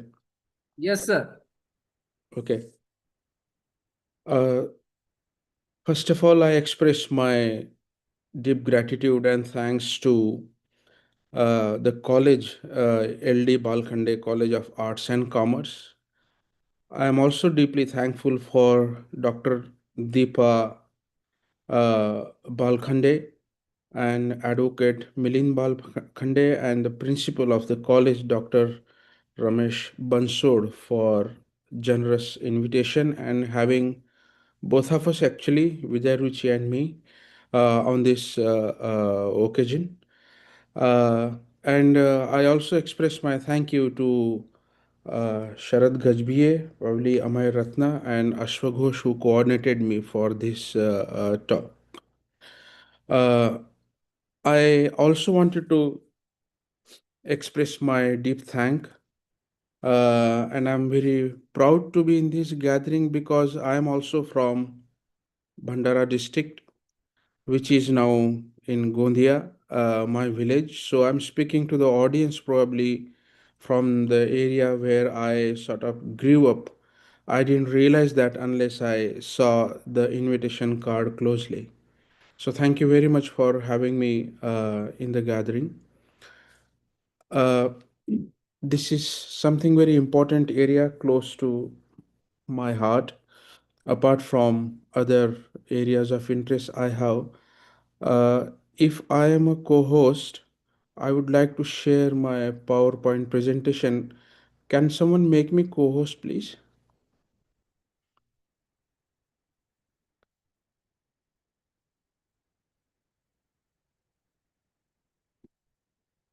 Yes, sir. Done it. Okay.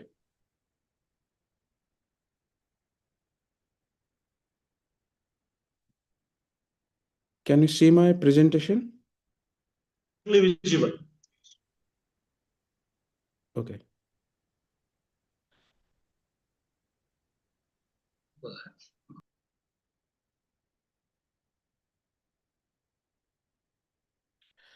So this is what I come up today with you, and I'll try my best to be very brief in given time.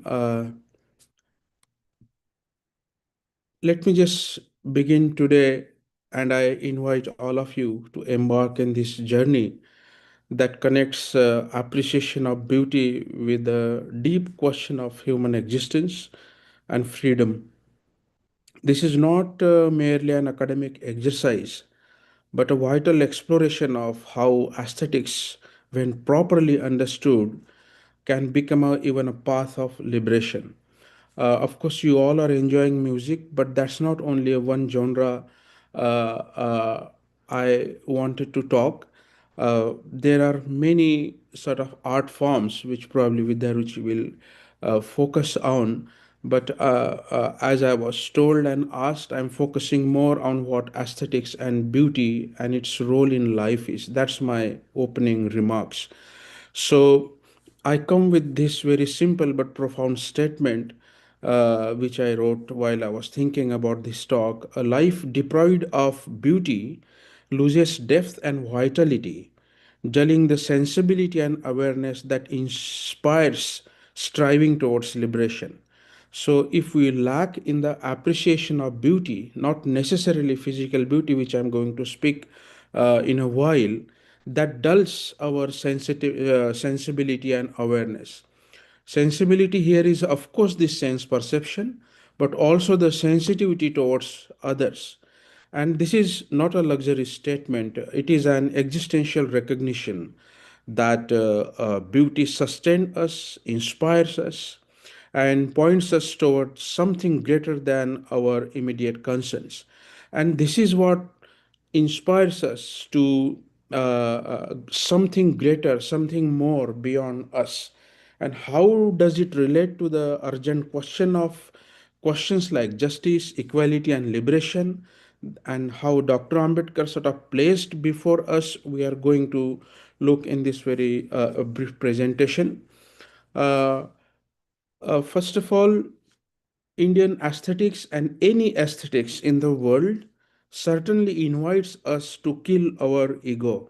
That's what all great thinkers from the Western world, may that be Plato or Socrates or Neoplatonism or Kant or Schopenhauer or Nietzsche or Schiller, they all teach this essential thing with their very deep, profound, and subtleties and nuances of their thought, that beauty lies in appreciation of something higher that takes away from our ego. This is a crucial point we need to understand, at least in this brief discussion, what both of us are going to offer today. So we are, as we know, all of us are slave of our ego, subtle egos and obvious egos that persistent our illusion that we are separate, permanent, superior, or inferior beings. This ego consciousness doesn't only imprison our individuality, but it becomes the very mechanism for which we also enslave others, not just us. That pride goes to enslave an individual and also the others, people around us, community around us, or patriarchy or patronage, whatever ways that imprisonment and enslavements comes from. As the Buddha taught, this attachment to I and mine, that multiplies our suffering. That pride, whether that is based on caste or race or gender or religion or even nation or any other social category, is the disease to a society. we know very famously that the great aesthetician of ancient time, Abhinav Gupta, he says that human existence deprived of aesthetic experience called rasa remains trapped in ordinary fragmented consciousness, unable to taste the universalized bliss, ananda. He is not using the word paramananda. Paramananda in an Indian aesthetic term is liberation. Ananda here is a bliss, that the joy from the ego that you enjoy, which reveals the true nature of reality. He adds, saying that the life without beauty remains on the surface of literal meaning. It is the aesthetic dimensions that open us to a dhwani. Again, here is not dhwani in the Anandavardhana sense, but the dhwani like the spark, the spota that comes out of the joy when you listen or hear a beautiful poem, song, story, drama, whatever genre of art or painting that you listen, or even a wonderful talk or dhamma talk you listen, that suggests the inexhaustible depth that make existence more than mere facts. What he calls the samanya karna or sadharini karna, universalization of I and you that merge into a shared consciousness. Why I am establishing this connection between ego, beauty, and social dimension that is so crucial in our own time. Yes, we can talk for sake of philosophizing beauty and aesthetics. That's a huge discourse of universe in itself. But in our own time, how even Dr. Ambedkar critique the notion of aesthetics and beauty is so crucial, which very few scholars had paid attention to. And he connects that with the idea of indifferentism. In the very famous essay he wrote in 1936 called Annihilation of Caste, and elsewhere in his Marathi writing, he concludes his thought before 1956 or even before independence. He is highlighting the notion of differentism, that how we are different than others, may that be in British times, in British Raj. Of course, that was an oppressive colonial structure that India suffered for 150 years. And before even British colony, for thousands of years, India suffered from internalized coloniality or colonialism that diseased Indian society and nation. What Dr. Ambedkar uses the word called indifferentism is the worst disease that can befall the humanity.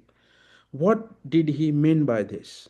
Ambedkar was warning against a passive, detached aestheticism that turns away from looking at the suffering around us, that seeks beauty as an escape from the urgent demands of justice. And this is not the aesthetics path we are exploring today, or we need to engage today. We have to engage into a true aesthetic experience that does not evoke indifferentism. It is its opposite. It is in a heightened sensitivity and opening up the heart, a recognition of our profound interconnectedness with each other. What Dr. Ambedkar puts in another category called social endosmosis. The tensions between social groups, the tension between individuals needs to diminish than ever before. That's where aesthetic is something that elevates us from day-to-day life to see something higher, something greater, something that beyond boundaries or breaking the boundaries, as Saddhamma Dr. Ambedkar puts, boundaries of ego and beyond our social categories like caste, race, gender, and religion. This is where the Buddhist aesthetics and Dr. Ambedkar's social vision converge beautifully.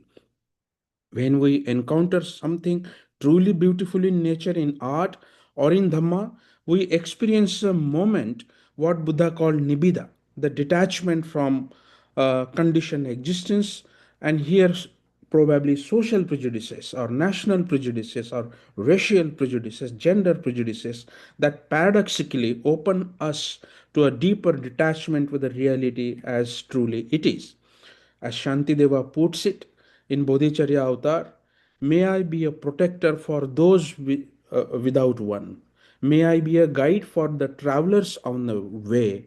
May I be a breeze to a boat to a ship for all who wish to cross the water. And that's where Shantideva tried to sort of link the beauty of our own existence in the context of bodhicitta, something greater, something higher than us. And this is where aesthetic vision transforms into ethical action. Beauty here is not passive appreciation, but active compassion, that recognition that all beings share the capacity for liberation. Art, in this sense, probably provides the symbolic meaning, the signs, the signals that are invisible. You listen any bhajan or any beautiful song or any Sufi kawali or any form of verses from any religious tradition that is beautifully put before you, that elevates something invisible in the metaphors, in the sign, and this invisible is something that tries to communicate with us, connects us with the higher consciousness that we are yet to open or trying to open to. So in Buddhist art tradition, for example, we use the Buddha image or Bodhisattva image. These are the symbols. They do not mean idol itself or the Buddha himself in that idolatry or in that image, but these are the signs. They are pointing towards something enlightened, something higher. You can look at his serene face or his hand gestures or मन तरपत हरि दर्शन को आज. Where is that Hari that Baba Bulle Shah or Kabir or Rumi is try to evoke in the forms of the art forms or the dohas or the genres they produce? That's where something they are trying to hint towards the unconditioned, the nibbana, the reality. And which is probably devoid of your selfish or ego interest. And in Buddhism, this connects directly to the sort of practice of insight. Aesthetic experience is an experience of release that results in a pleasure that is edifying and is connected to awareness of a higher purpose to our lives, revealed by seeing things as they are. We try to see the true nature of reality as it is, if not directly, at least a glimpse of it. Right? We are not yet there. We are not yet enlightened. But this realization, probably the aesthetic realization, leads us to release from our immediate anxiety. And in consequence, we feel the sense of joy, which probably what we call vimutti, but it's a ambitious goal to achieve. That's where Dr. Ambedkar emphasizes on the freedom of mind is a real freedom, not mere political or mere economic freedom.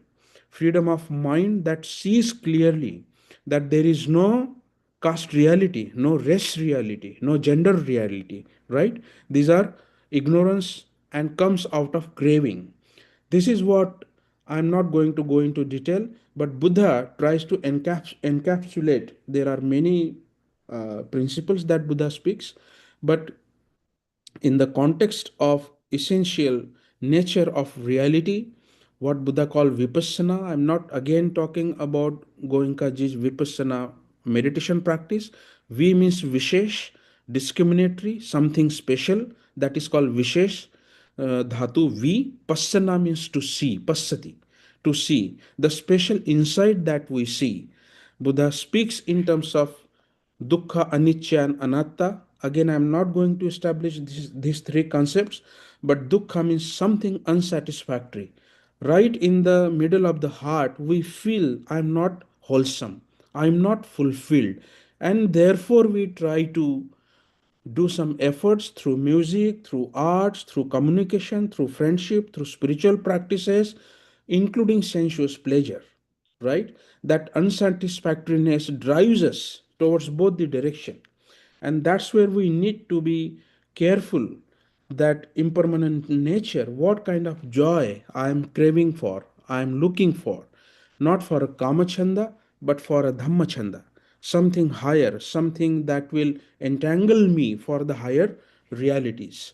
Like uh, these insights, like dukkha, impermanence, or anatta, might sound negative, but what beauty does to us when we engage with this deeper nature of reality. So, beauty shows us the counter positive side of this trinity. Hmm? Like unsatisfactoriness leads us to the wishlessness, what Buddha called the apranahita, freedom from craving. Impermanence that leads us to the signlessness, animita, freedom from fixed concept, like I am this and you are that, or any concept like we fight in the name of Allah, we fight in the name of Ishwara, we fight in the name of Girjaghar, we fight in the name of Jesus. These are the categories we have created. Probably something universal is communicated there, right? I'm speaking from Buddhist point of view, so my emphasis will be on the Buddha, but I'm not talking from the Buddhist fundamentalist or religiosity sense of Dhamma, right? I'm speaking more in the spirit that all bodhisattvas and the Buddhas try to communicate, and the great artists, great painters, great musicians, great actors, or great work of art try to communicate to us that we are more than what we thought of ourselves in terms of concepts. That's what animita means. It's a liberative force that hits our consciousness to realize empty nature of things, shunyata. That's what anatta leads to, freedom from our ego clinging. So these are not mere nihilistic states, but states of profound liberation and joy, right? When we truly see the impermanence, we stop grasping. When we truly see the insubstantiality, we stop building walls between us and others. And when we see unsatisfactoriness, we stop chasing after what we can never fulfill us.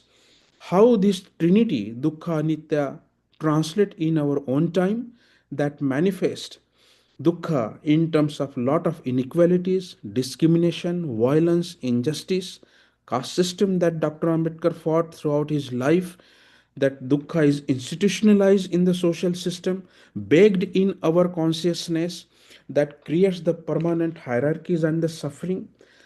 And he hints that, or Buddha hints towards the concept of anicca, right? That reminds us that ancient forms of slavery or discrimination or caste are impermanent. They don't really exist.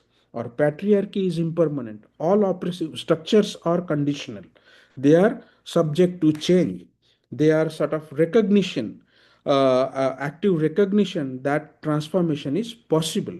And Anatta teaches us that essentially there is no Brahmin nature or white nature or black nature or woman nature or man nature or Shudra nature. Essentially, they are constructed categories and empty in its existence. Like what the beautiful poem that Theri Soma, the great nun of ancient times, declares in Soma Sutta. What difference does womanhood make when the mind is serene and knowledge is present as you rightly discern the Dhamma? Surely someone who might think I am a woman, I am a man, or I am anything at all, this fits or is fit for the Mara's address. Mara inside us thinks that you are Brahmin, you are woman, you are Shudra, you are this and that. The enlightened mind, the serene mind, doesn't think in those categories. This is the radical liberation that Theri Soma or the Venerable Soma try to teach us. this Buddha's teaching sort of cuts through all these social constructed identities that reveals our common capacity for awakening. And that's where Buddha's aesthetic statement comes in Anguttara Nikaya, in Fattika Sutta. Buddha speaks, whenever one reaches up to the release, called the beautiful, then he or she knows indeed what beautiful is. Release here is a nirvana. When you reach the unconditioned state, the prejudiceless state, which is beautiful, then you really see what really beautiful is. Otherwise, you will always see through the lenses of caste, lenses of religion, lenses of nationality. So here, beauty is liberation. The beauty is nibbana, the unconditioned, the experience within conditioned existence. And that's what probably Lama Anegare Govinda or Sangharshita sort of unites art and Dhamma together in the higher sphere of consciousness. As Shantideva very rightly puts, the great Bodhisattva of 7th century who was studied in Nalanda speaks, just like a blind man discovering a jewel in a heap of rubbish. Likewise, by some coincidence, an awakening mind has been born within me. That's the spark beauty ignites in us to see beyond ego or prejudices. Likewise, Buddha's own disciple called Vangisa praised the Buddha's quality with such inspiration, poetic inspiration, like the full moon on the cloudless night or the sun shining in a clear blue sky. You great sage, he is addressing to the Buddha, like a god of fire, outshine the whole world with your glory. That's what his inspiration he shared. If I bring down that to our own experiences in modern time, that's what Baba Saheb Dr. Ambedkar was trying to get at, right? When he visited just before 5 days of his death in this month, 1st December 1956 at Mathura Art Gallery, he said, "My Buddha is beautiful, my Buddha is beautiful," and he cried. There were tears in his eyes. He was not thinking that I am Mahar or I am Dalit or I am Brahmin or I am constitution maker. That proclamation, that exclamation come out of his egolessness, his castelessness, his free mind. Like he said that in Buddha and his Dhamma, and he titled the Buddha as a lover of beautiful. His love for the lovely, the lover of the beautiful. And Dr. Ambedkar therefore critic that aesthetics or arts is also a victim of caste today. The Indian, he says, I'm quoting him, the Indian caste factor had played a dominant role in appreciating art. Art suffered because man could not follow his bent, natural bent, what we all share like a Buddha nature, the natural evolutionary process. A man must be born into a caste which followed a certain art. So this is his radical insight. Under the caste system, aesthetic expression was strangled by birth-based restrictions. A person born into a weaver caste could not become a sculptor. A man who born into their talent, right? A person born into musical caste could not become a painter, regardless of their vision. Art sort of transcends those boundaries, right? Art breaks those shells, and that's where art is not hereditary, must not become the occupational imposition that you live by singing certain songs and therefore you are categorized as a caste identity. This was not the art in ancient time for privileged caste, if you all are aware of it. It sort of cuts off from the spontaneous creative impulse that our life needs. That's where Dr. Ambedkar was trying to establish the kingdom of righteousness. This is the chair of President of India, and the chair of President of India is written Dhamma Chakra Pravartanaya. And that statement is picked up by Indian Constitution, the maker of Indian Constitution, Dr. Ambedkar, that let the glory of righteousness shine in the nation. That's what it means. And that is a constitutional statement of this state called India, nation, right? Dhamma Chakra Pravartanaya. And you can see at the center there is a Dhamma Chakra. And this Buddha image is not a showpiece. This Buddha image is a constitutional image that is established right behind the president's chair. That is the national identity that Dr. Ambedkar not given for a particular community. Buddhist might think with affinity, but this is nothing to do with Buddhism. This is to do something which is universal, which is human, which is transcendental, which is breaking down the barriers that unites all of us with the equality, liberty, and fraternity. These are two buildings of Supreme Court where you see the structure of Sachi Stupa, and in the right in the flag, center of the flag, you see a Dhamma Chakra, you see a Ashok Chakra.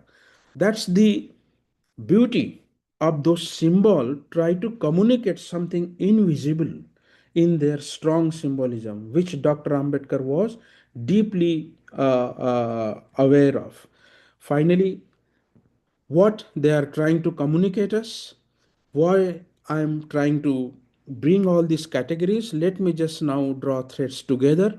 So true aesthetics, as understood in Buddhist philosophy or in any human philosophy, exemplified in Ambedkar's life or in nation's life, not to escape from reality of caste or any discrimination or true nature of reality, or it is not mere pleasure seeking activity. This is not reinforcement of privilegedness, or this is not indifferentism that leads to the suffering, but rather true aesthetic is insight into a reality as it is, liberation from our ego, social categories, cultivation of compassion and equality, and active engagement with the transformation of self and the world around us. We have to spread this beautiful message through beautiful idioms, through beautiful expressions around us. As Shantideva says, for as long as space endures, as long as living being remains, until then may I to abide to dispel the misery of the world. I am committed to this vow called Bodhisattva vow for the goodness of the world, commitment to the world where suffering is eradicated until its end for the liberation of all beings. That's where we see the true beauty. We see the Buddha nature in all beings, every members of the caste, gender, nation, potential awakening in every person.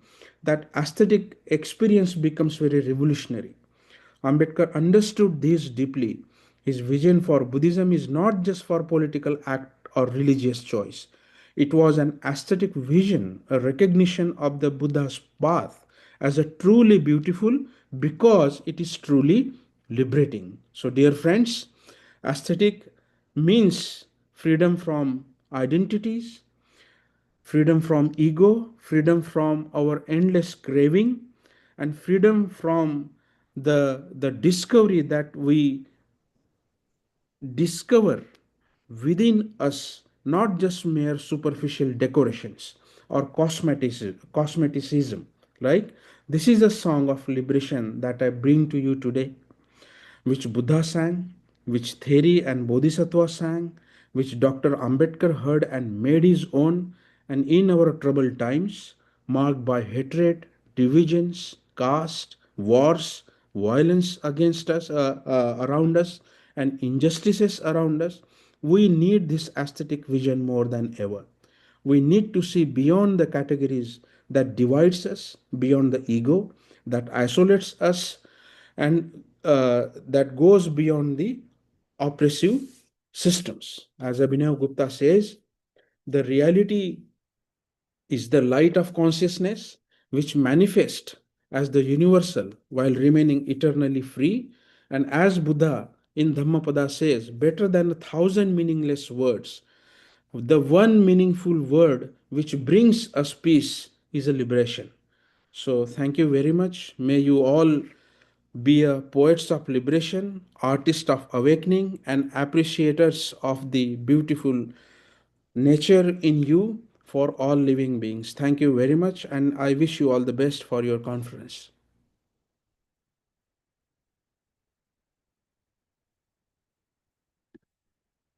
Thank you, sir. Thank you for your thought-provoking presentation on today's event. As Dr. Santosh Maitrivir sir, Nagarjuna sir said, a life deprived of beauty loses depth and vitality, dulling the sensibility and awareness that inspires striving towards liberation.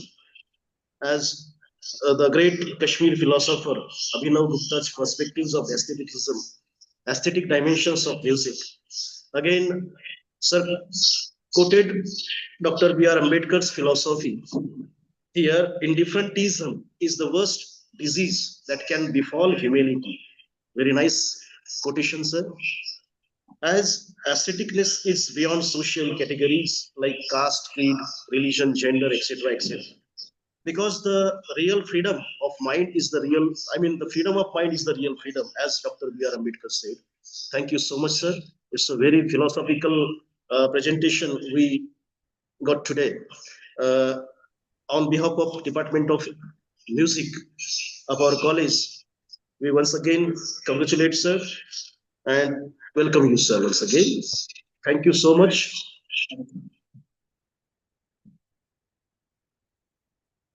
I request to the participants, is there any questions from the participants? I request to the participants, if any questions from the participants, you can ask. I'm very happy to take question, but I don't want to really take time of my friend. Yes, sir. I'm quite happy, Maitrivir. I'd like to give the students an opportunity to ask you questions and to hear what you have to say. But okay, that's fine if there are, but I'm very happy to sort of switch off to you. From the participants, it has no questions, sir. Okay, thank you, sir. Thank you so much for having been with us.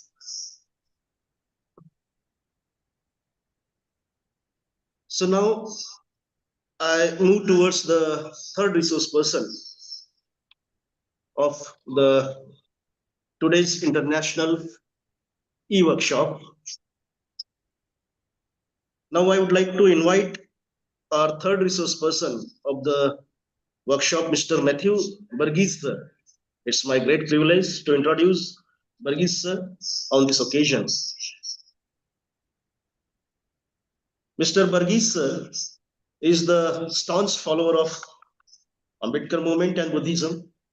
He is a keen observer of music and nature, and too much philosophical and studious and scholar approach towards literature.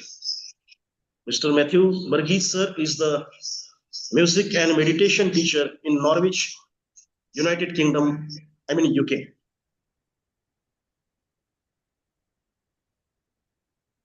Sir is the Buddhist philosopher and founder of the online magazine Apramada. For 4 years, he worked for the founder of the Triratna Buddhist community, Sangha Rakshita. So it's a very short. And in 2009, Matthew sir was awarded into the Triratna Buddhist orders and given the name Vidyaruchi. Now, Mr. Matthew Burgess sir is now called Vidyaruchi sir also. Such versatile expert and philosopher in the Buddhist philosophy. Now I would invite Mr. Matthew Burgess sir for his presentation on the topic, the nature of aesthetic experience. Over to you, sir. Mr. Matthew Burgess sir. Well, namaste, and thank you for that kind introduction. Can I first check that you can hear me okay? Thank you, sir. Thank you. Yes, you are clearly audible, sir. Good. Thank you very much. And many thanks for the invitation to speak to you on this occasion. When I accepted the invitation, I did so out of interest in the subject matter about which I was asked to speak, but I knew little about the nature of the occasion. And what a prestigious event this is, with an esteemed institution of this kind. I myself, I would like to warn you, have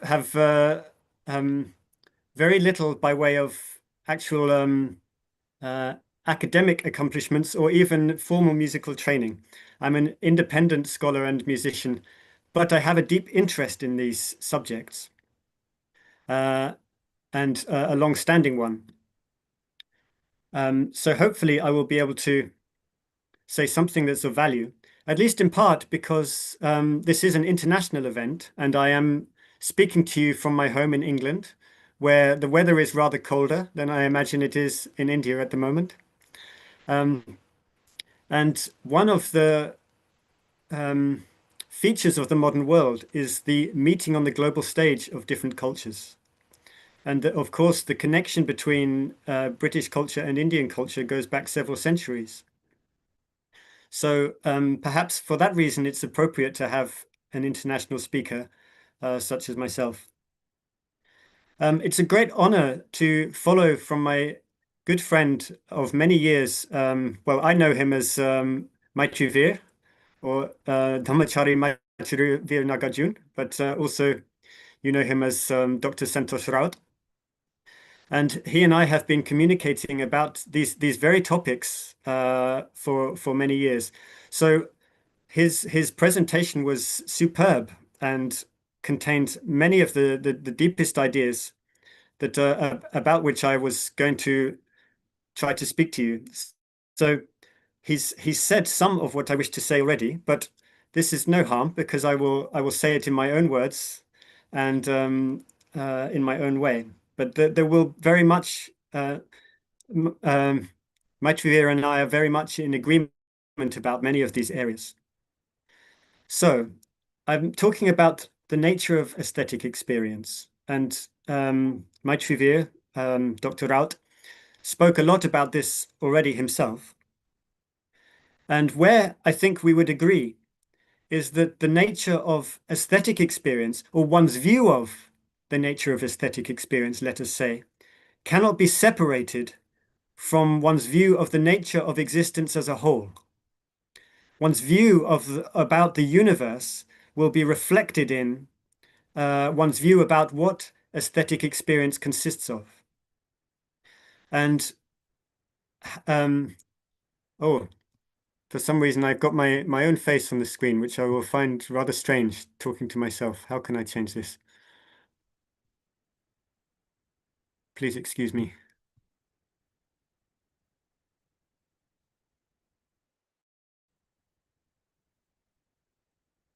No, I don't know how to do this. Oh dear. I'll just have to look away. It's a bit odd. I can just, oh, there we go. That's better. Put it on view, because they must have pinned you, Vidyaruchi. I don't know what to click. I see view. You see Okay. the view and click the gallery. So you will go into gallery and you will get rid of pin. That's Okay. you.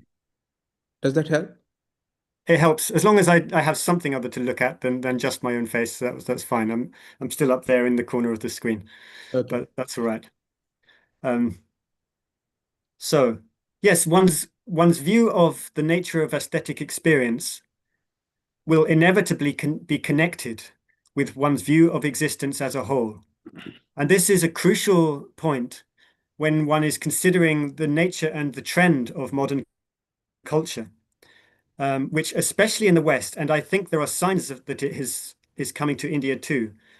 In the West, the culture is so much towards a materialist perspective that goes along with the increase in technology the technological advances that we have seen in the last century, the ability to manipulate the material world, which we have greater than any other generation of human beings before us. It has come with many advantages, but it comes with disadvantages too. It convinces us that the material world is ultimately what is real. It tends towards that idea. And if you believe that the material world is ultimately what is real, then one will tend to see aesthetic experience as subordinate to that point of view. And what that will usually mean is aesthetics either becomes purely a matter of entertainment or a matter of propaganda. So let's just look at those two poles. I think for many people, they see aesthetic experience largely as a matter of entertainment. They listen to music, or they watch a film, or they read a novel, or whatever it is, because they want to entertain themselves. And I'm not saying that that is wrong. I'm not saying that that is not in part legitimate. What I'm saying is that that is not the deepest meaning and purpose of the arts and the deepest possibility for aesthetics.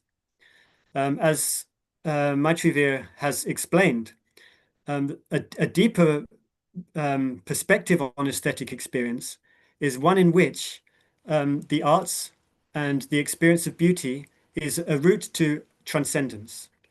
And that requires us to have a view of existence in which a transcendent dimension is not only possible, but is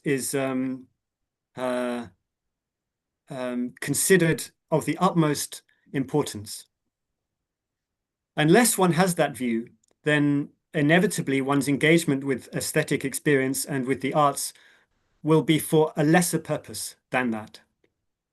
And the other lesser purpose, which will often we will see, is the arts as propaganda.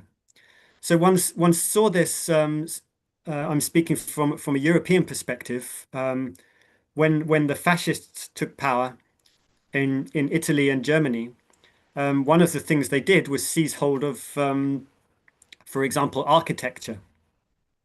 They saw themselves as preserving German higher culture, but actually what they produced was hideously ugly. And it was the same in Soviet Russia. It's the same wherever art becomes a vehicle of propaganda. It ceases to be art.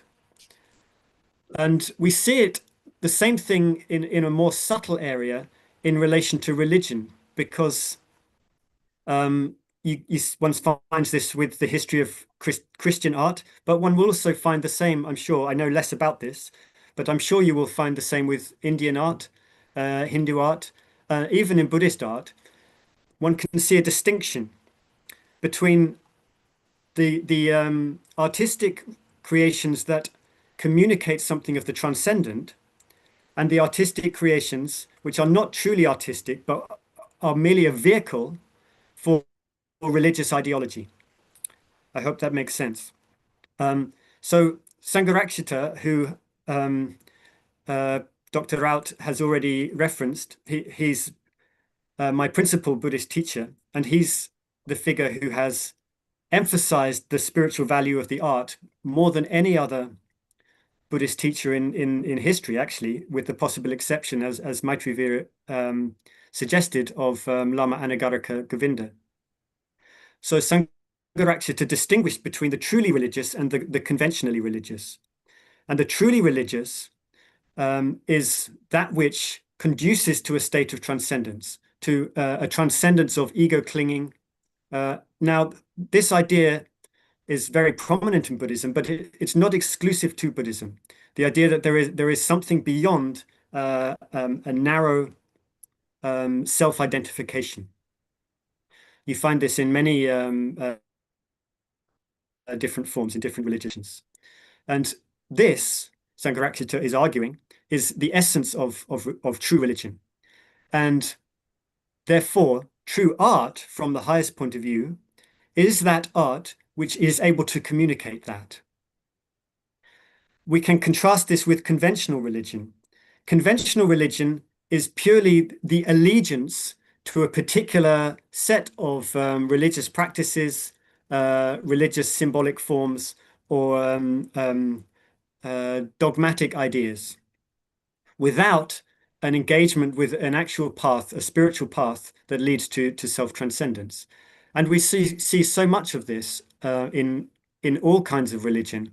There is a genuine spiritual core of the religion, and then there is the sort of popular conventional form of it.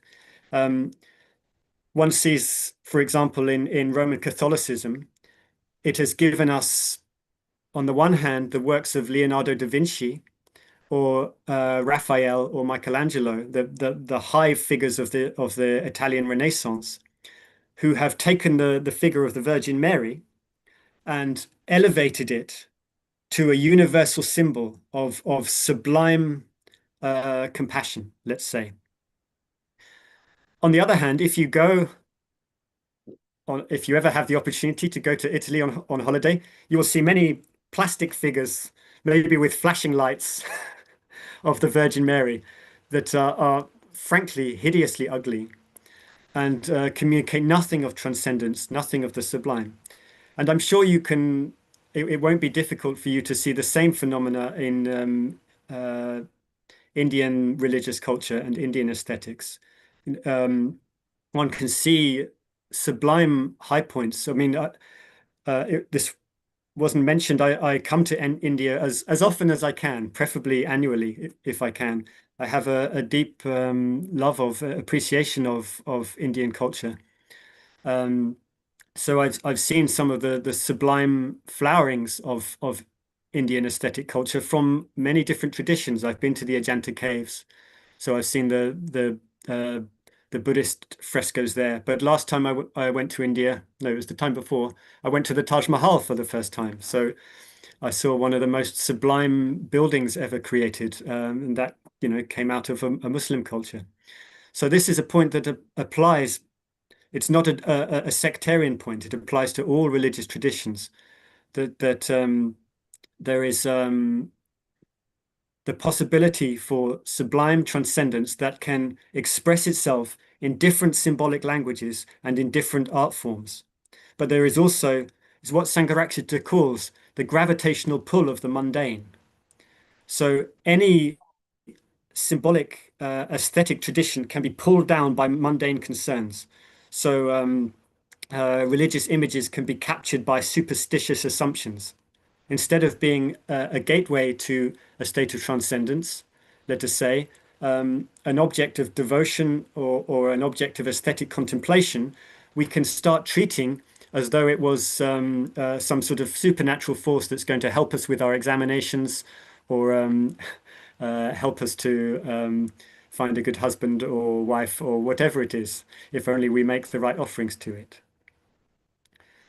Yes. So hopefully you see the distinction I'm trying to make between the truly religious, which is that aspect that leads to transcendence, and the conventionally religious, which is purely a matter of identification of oneself as belonging to a particular religious community, with all the superstition and dogma, and ultimately conflict and even oppression that tends to come with that, about which Dr. Ambedkar had so much of great depth and importance to say. So I want to expand on this a little by sharing with you a definition of art that Sangharakshita has offered. And again, although Sangharakshita himself was a Buddhist teacher, I think his definition of art is of much wider relevance. It's not a doctrinaire or sectarian definition. So what he said is that art is the organization of sensuous impressions into pleasurable formal relations that express the artist's sensibility and communicate to his audience a sense of values that can transform their lives. I will repeat that, but we will go through it just step by step. Art is the organization of sensuous impressions into pleasurable formal relations that express the artist's sensibility and communicate to his audience a sense of values that can transform their lives. So art, no matter what the art form, it begins with sense experience. And sense experience is where we all spend most of our lives. So if we're not asleep, or perhaps in a higher state of transcendent awareness that is possible, though unusual in meditation, let's say, we spend our lives mediating experience through the senses. This is our basic experience of the world. And this is the raw material of the arts. Art, whether it's painting, poetry, or music, takes sense data. But it doesn't just take it as raw and unorganized. It makes a pattern. It makes sense data into a kind of whole, a unitary whole that we then engage with as a work of art.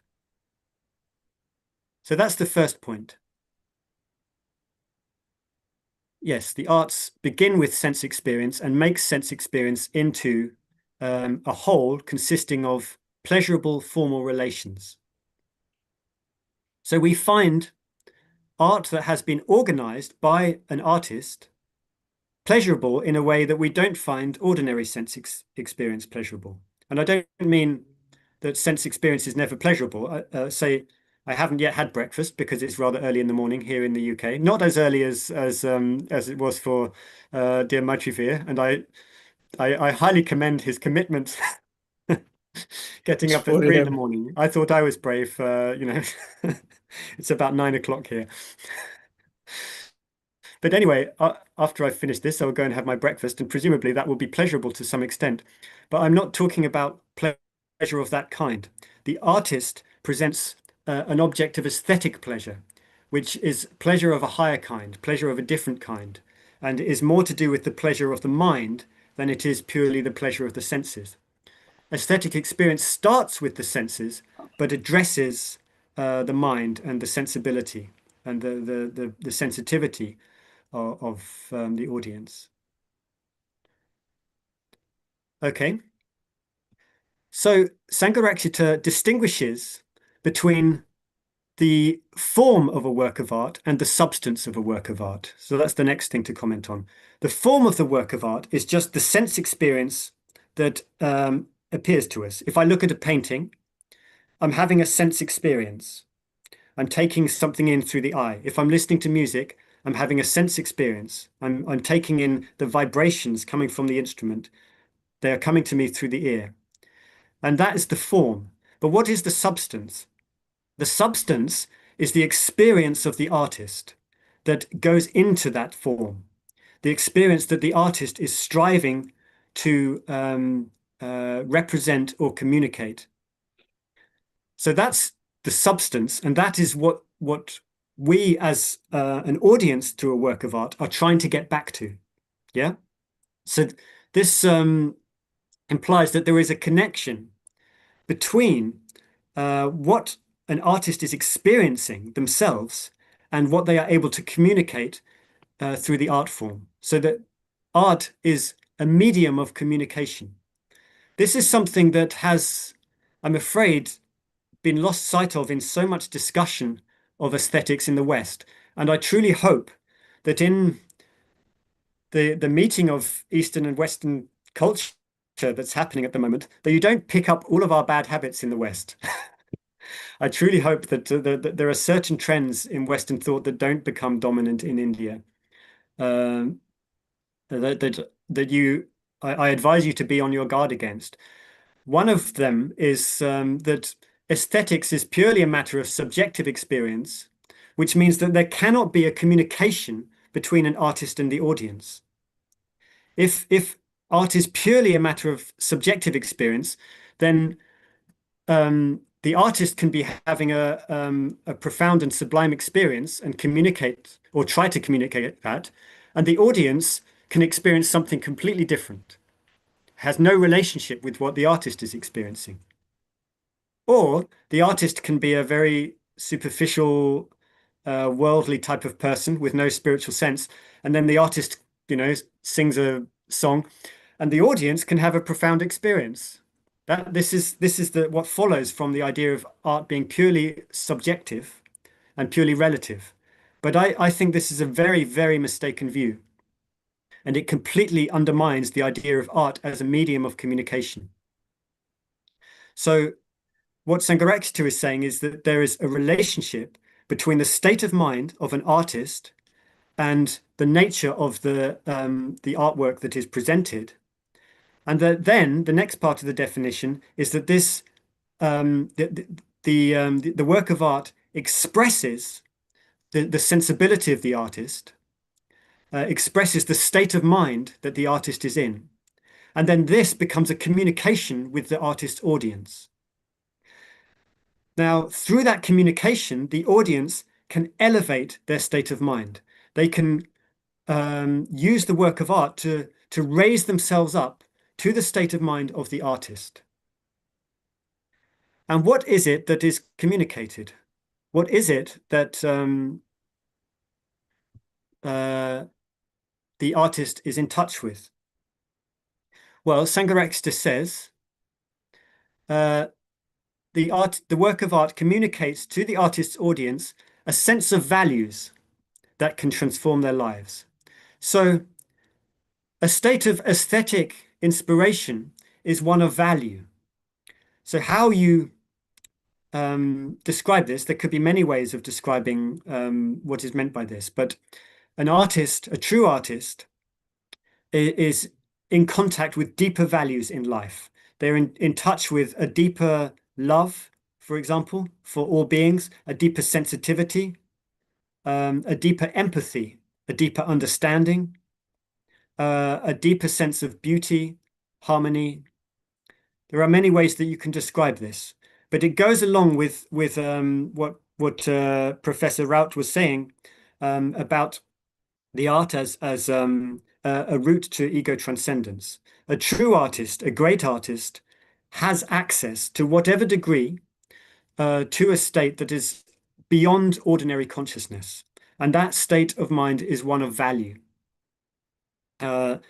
contacting deep values that are inherent in life itself, inherent in the nature of the universe itself. And that is communicated to the artist's audience. So that is what we aim to contact when we contemplate a work of art. And finally, that contact with the value can transform our lives. This also is important because if it doesn't have a real effect in our lives, it's just entertainment. This is one of what distinguishes true art from just entertainment. If we're feeling a bit bored, let's say, if we're just seeking distraction, we might watch a trashy film, whether it's Hollywood or Bollywood. It passes the time, a couple of hours go by, and we come out feeling fairly much the same, except we're probably bored again very quickly. True art is more than that. True art leaves us changed. It leaves us affected. In Buddhism, we talk about consciousness as a process. We're constantly changing, and everything we do modifies that process of change very slightly. Now, what art can do is elevate our minds beyond what we normally experience. And that elevation leaves us changed. It's not like we just listen to a beautiful piece of music, it's nice for a while, and then we go back to normal. If we're truly moved, if we're truly transported, that changes our consciousness.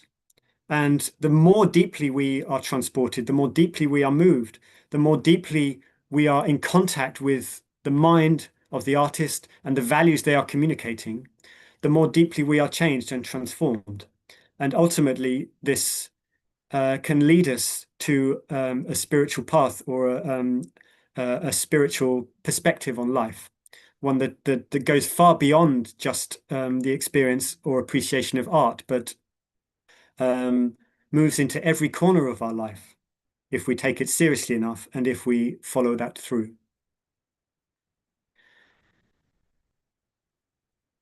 So,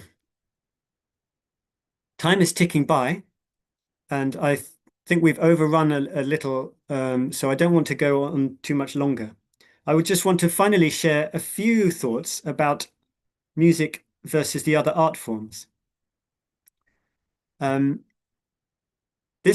don't have a definite view on this. I'm only mentioning it because what I've understood is predominantly my audience consists of musicians, and I myself am an enthusiastic amateur, let's say. But I just want to point out that there is a very interesting and profound difference, let's say, between music and all other art forms. All other art forms rely to some extent on taking their material from the empirical world. A poem uses words. Words have meanings in the normal world, let's say.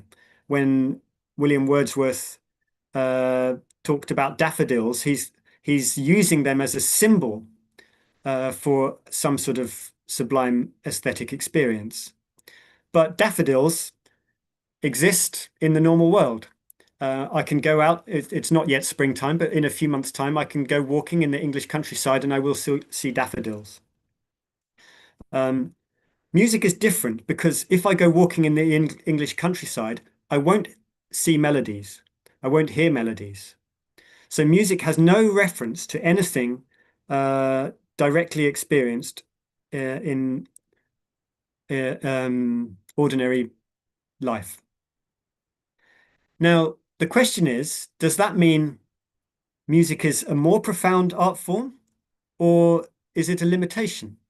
And there are different views on the matter. Schopenhauer, of whom I am a great admirer, thought that music, for this very reason, was the most profound art form, because he thought it was more directly an expression of reality itself. All other art forms come to us sort of via the normal sense world as a kind of intermediary, whereas music is directly in contact with the very nature of things. Other people, and Sangharakshita is included in this, saw that he was a great lover of music, but he saw that poetry, he believed that poetry had something that music didn't have, because it involved a sort of reflection on the nature of experience as we normally experience it. And therefore it involved elements of aesthetic experience that were not possible in music. So I don't have an answer to this. I just thought I would mention it briefly as something for your own reflection. Is the special nature of music an advantage, a limitation, or both, or neither, or what? I don't know.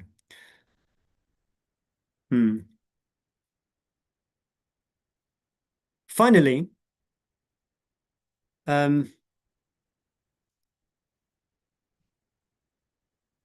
we are running out of time a little, aren't we? So should I try to wind things up now? I did want to say a little bit about the meeting of Eastern and Western culture, but perhaps I've taken enough of your time already. Well, what would you like? Sorry. Again, I can only see myself, but one moment. Yes, sir. Please continue. Yeah, do we have a bit more time? I'm not taking up someone else's speaking time. Yes, sir. You can continue for 5 minutes. 5 minutes. Okay. Yeah. In that case, I would just like to do something a bit different at the end, because you've heard a lot of words, and I have my guitar here, and I just want to say I'm not going to play you a piece. I didn't. It would be lovely to do so, but music to me is just my hobby. I wouldn't be able to play for you at a high enough standard that I would be satisfied with.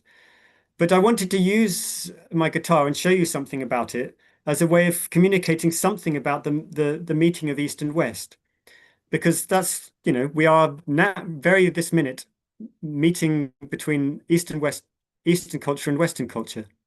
And I mentioned Schopenhauer, and he predicted that contact with Eastern culture would transform the West. He said this would take hundreds of years, but he said this would be more profound than the Renaissance, in which European culture rediscovered its classical heritage. So I see the meeting of East and West as one of profound importance. Professor Raut has mentioned Dr. Ambedkar in his presentation, and Dr. Ambedkar himself was in a way a meeting of East and West, because he received his education in the West, but he also was a loyal Indian citizen with a deep love of many aspects of Indian culture, as well as being highly critical of, especially the caste system and such like. Sangharakshita, my own teacher, was also part of this meeting of East and West, because he was an Englishman who lived in India for 20 years and adopted and practiced an Indian religion. But this meeting of East and West will happen in the cultural and artistic sphere as well. And this brings challenges and opportunities. And it makes me aware of how profoundly different Indian music and Western music are. They each have their own depths and subtleties. I love them both, but I know that as a Westerner, I'm in a way more at home in the Western classical tradition. It's more familiar to me. When I engage with Indian classical music, which I try to do whenever I can in India, I am aware that there are nuances there and subtleties that I'm not yet tuned into. And I believe that the meeting of different aesthetic cultures can be profoundly creative. And I believe that there are dangers associated with them, because on the one hand, if a culture becomes too isolated from other cultures, from other influences, it can stagnate. Yeah. On the other hand, if all cultures just run together, then they lose their distinctiveness and their distinctive beauties, which is also a danger. So I thought I would, here's my guitar. The guitar is a very Western instrument, and I've noticed that it's becoming more popular in India. And it has expressive possibilities that, on the one hand, aligns it very much with the Western tradition. On the other hand, makes it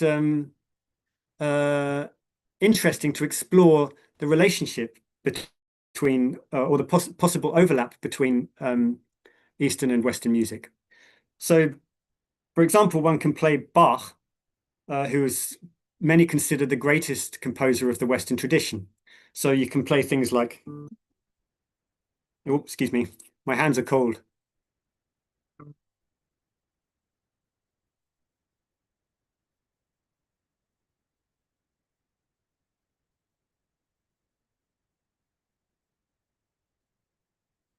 Sir, no sound, sir.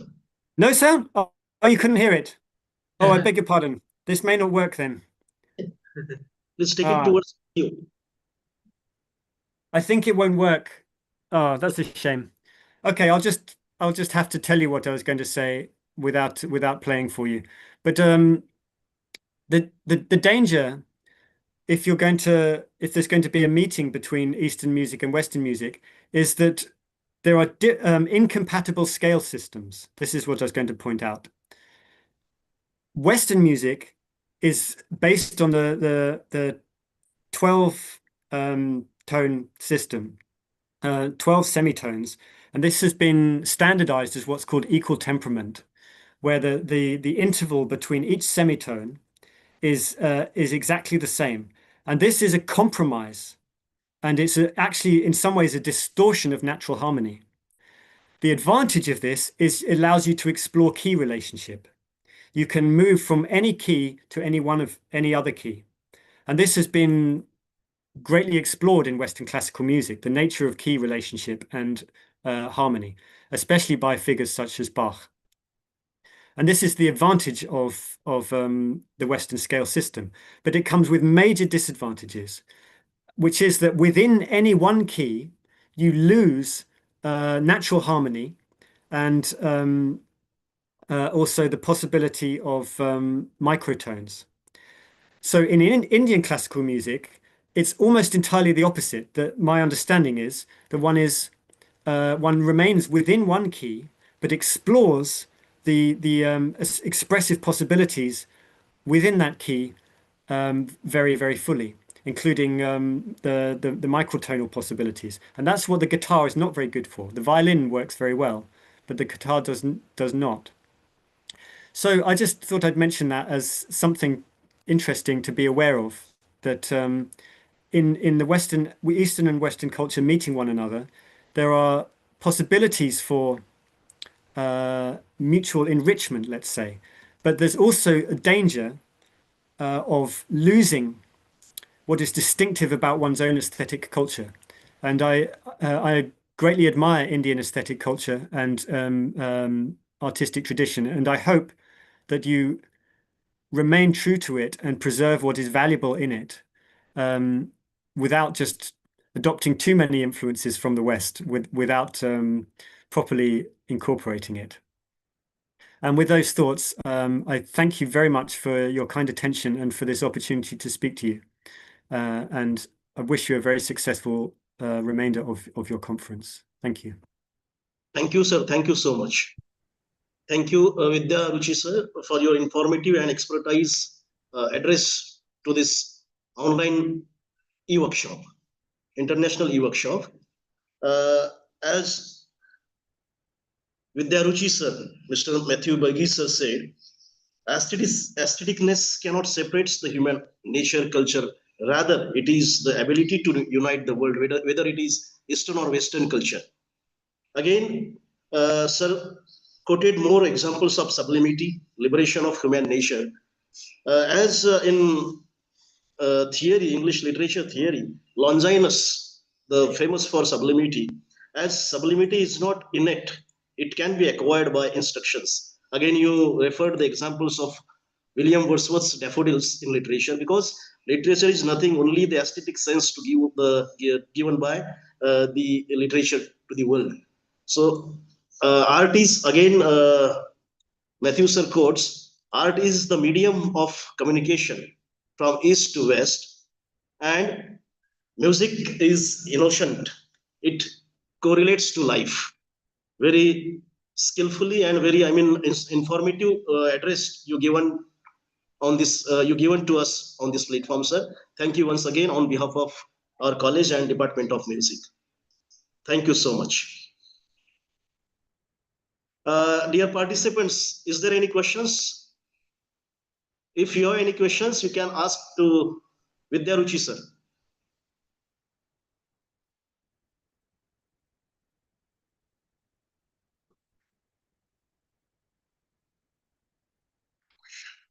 I think no question, Vidya Ruchi sir. Then I will go and have my breakfast. Yeah. Thank you so much, sir, for joining with us. With us. It's been a pleasure and a privilege to join you. Thank you so much. Thank you so much. Now the last session of the One Day International e-workshop is the vote of thanks. So I invite Dr. Nana Jadhav sir, Assistant Professor, Department of Music of our college, for proposing vote of thanks. Over to you, sir. Jadhav sir.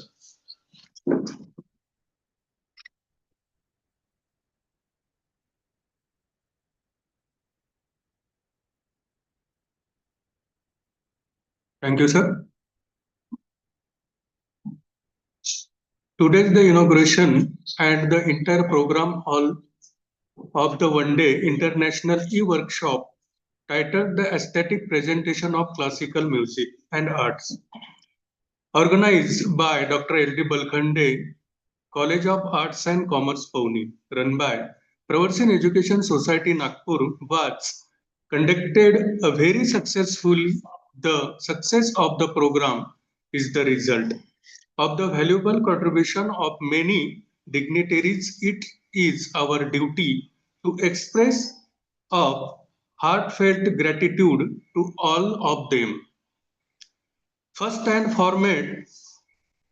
foremost, we extend our sincere thanks to respected Dr. Deepa M. Balkade ma'am, President, Provision Education Society, Nagpur. Due to her guidance and inspirations, such academic and cultural initiatives always receive strong support. We also express our special gratitude to respected Advocate Milind L. Balkande sir, Secretary Provision Education Society, Nagpur. This program could be successfully organized because of the constant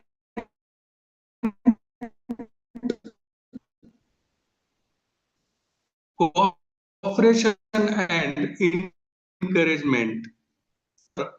Principal Dr. L.D. Balkande College, Pauni, with has administrative support and positive approach, the smooth execution of the program was the possibility. We express our special thanks to respected Dr. Vilambita Banusudha Madam for sparing her valuable time for today's workshop and maximizing the audience with the aesthetic in enlightening vocal presentations. We also extend the heartfelt thanks on behalf of the college to respected Dr. Santosh Raut sir for the highly scholarly and excellent guidance. Similarly, we express our special gratitude respected Mr. Matthew Beggar sir, Burgess sir, how deep and inspiring presentation further enhance the academics stature of the workshop.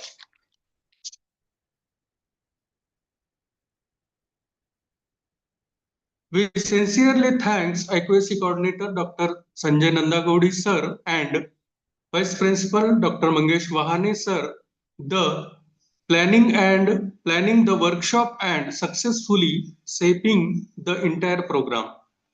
We are also very thankful to Head of the Music Department, Mr. Sharad Gazbiye sir and Dr. Nana Jadhav sir, who worked tirelessly in planning, preparation and execution of the workshop, taking care of every minute's details and successfully completing the entire workshop. We also extend our heartfelt congratulations and thank to all the professors and staff of the college. We express our sincere thanks to Dr. Jagdish Jangde sir for the excellent anchoring of the workshop and special thank to Dr. Someshwar Chopkar sir and Mr. Deepak Tidke sir for the efficiently managing the technical aspects of the workshop.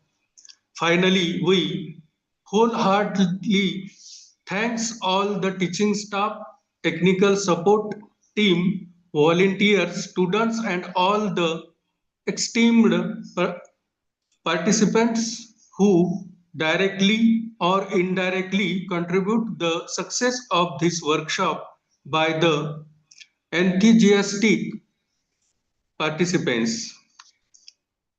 With the hope that many more such knowledge enriching initiatives in the field of arts, music, and aesthetic will continue to take place in the future.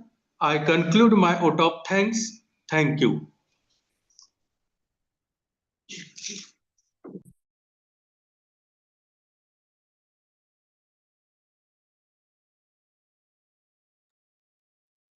Thank you, sir.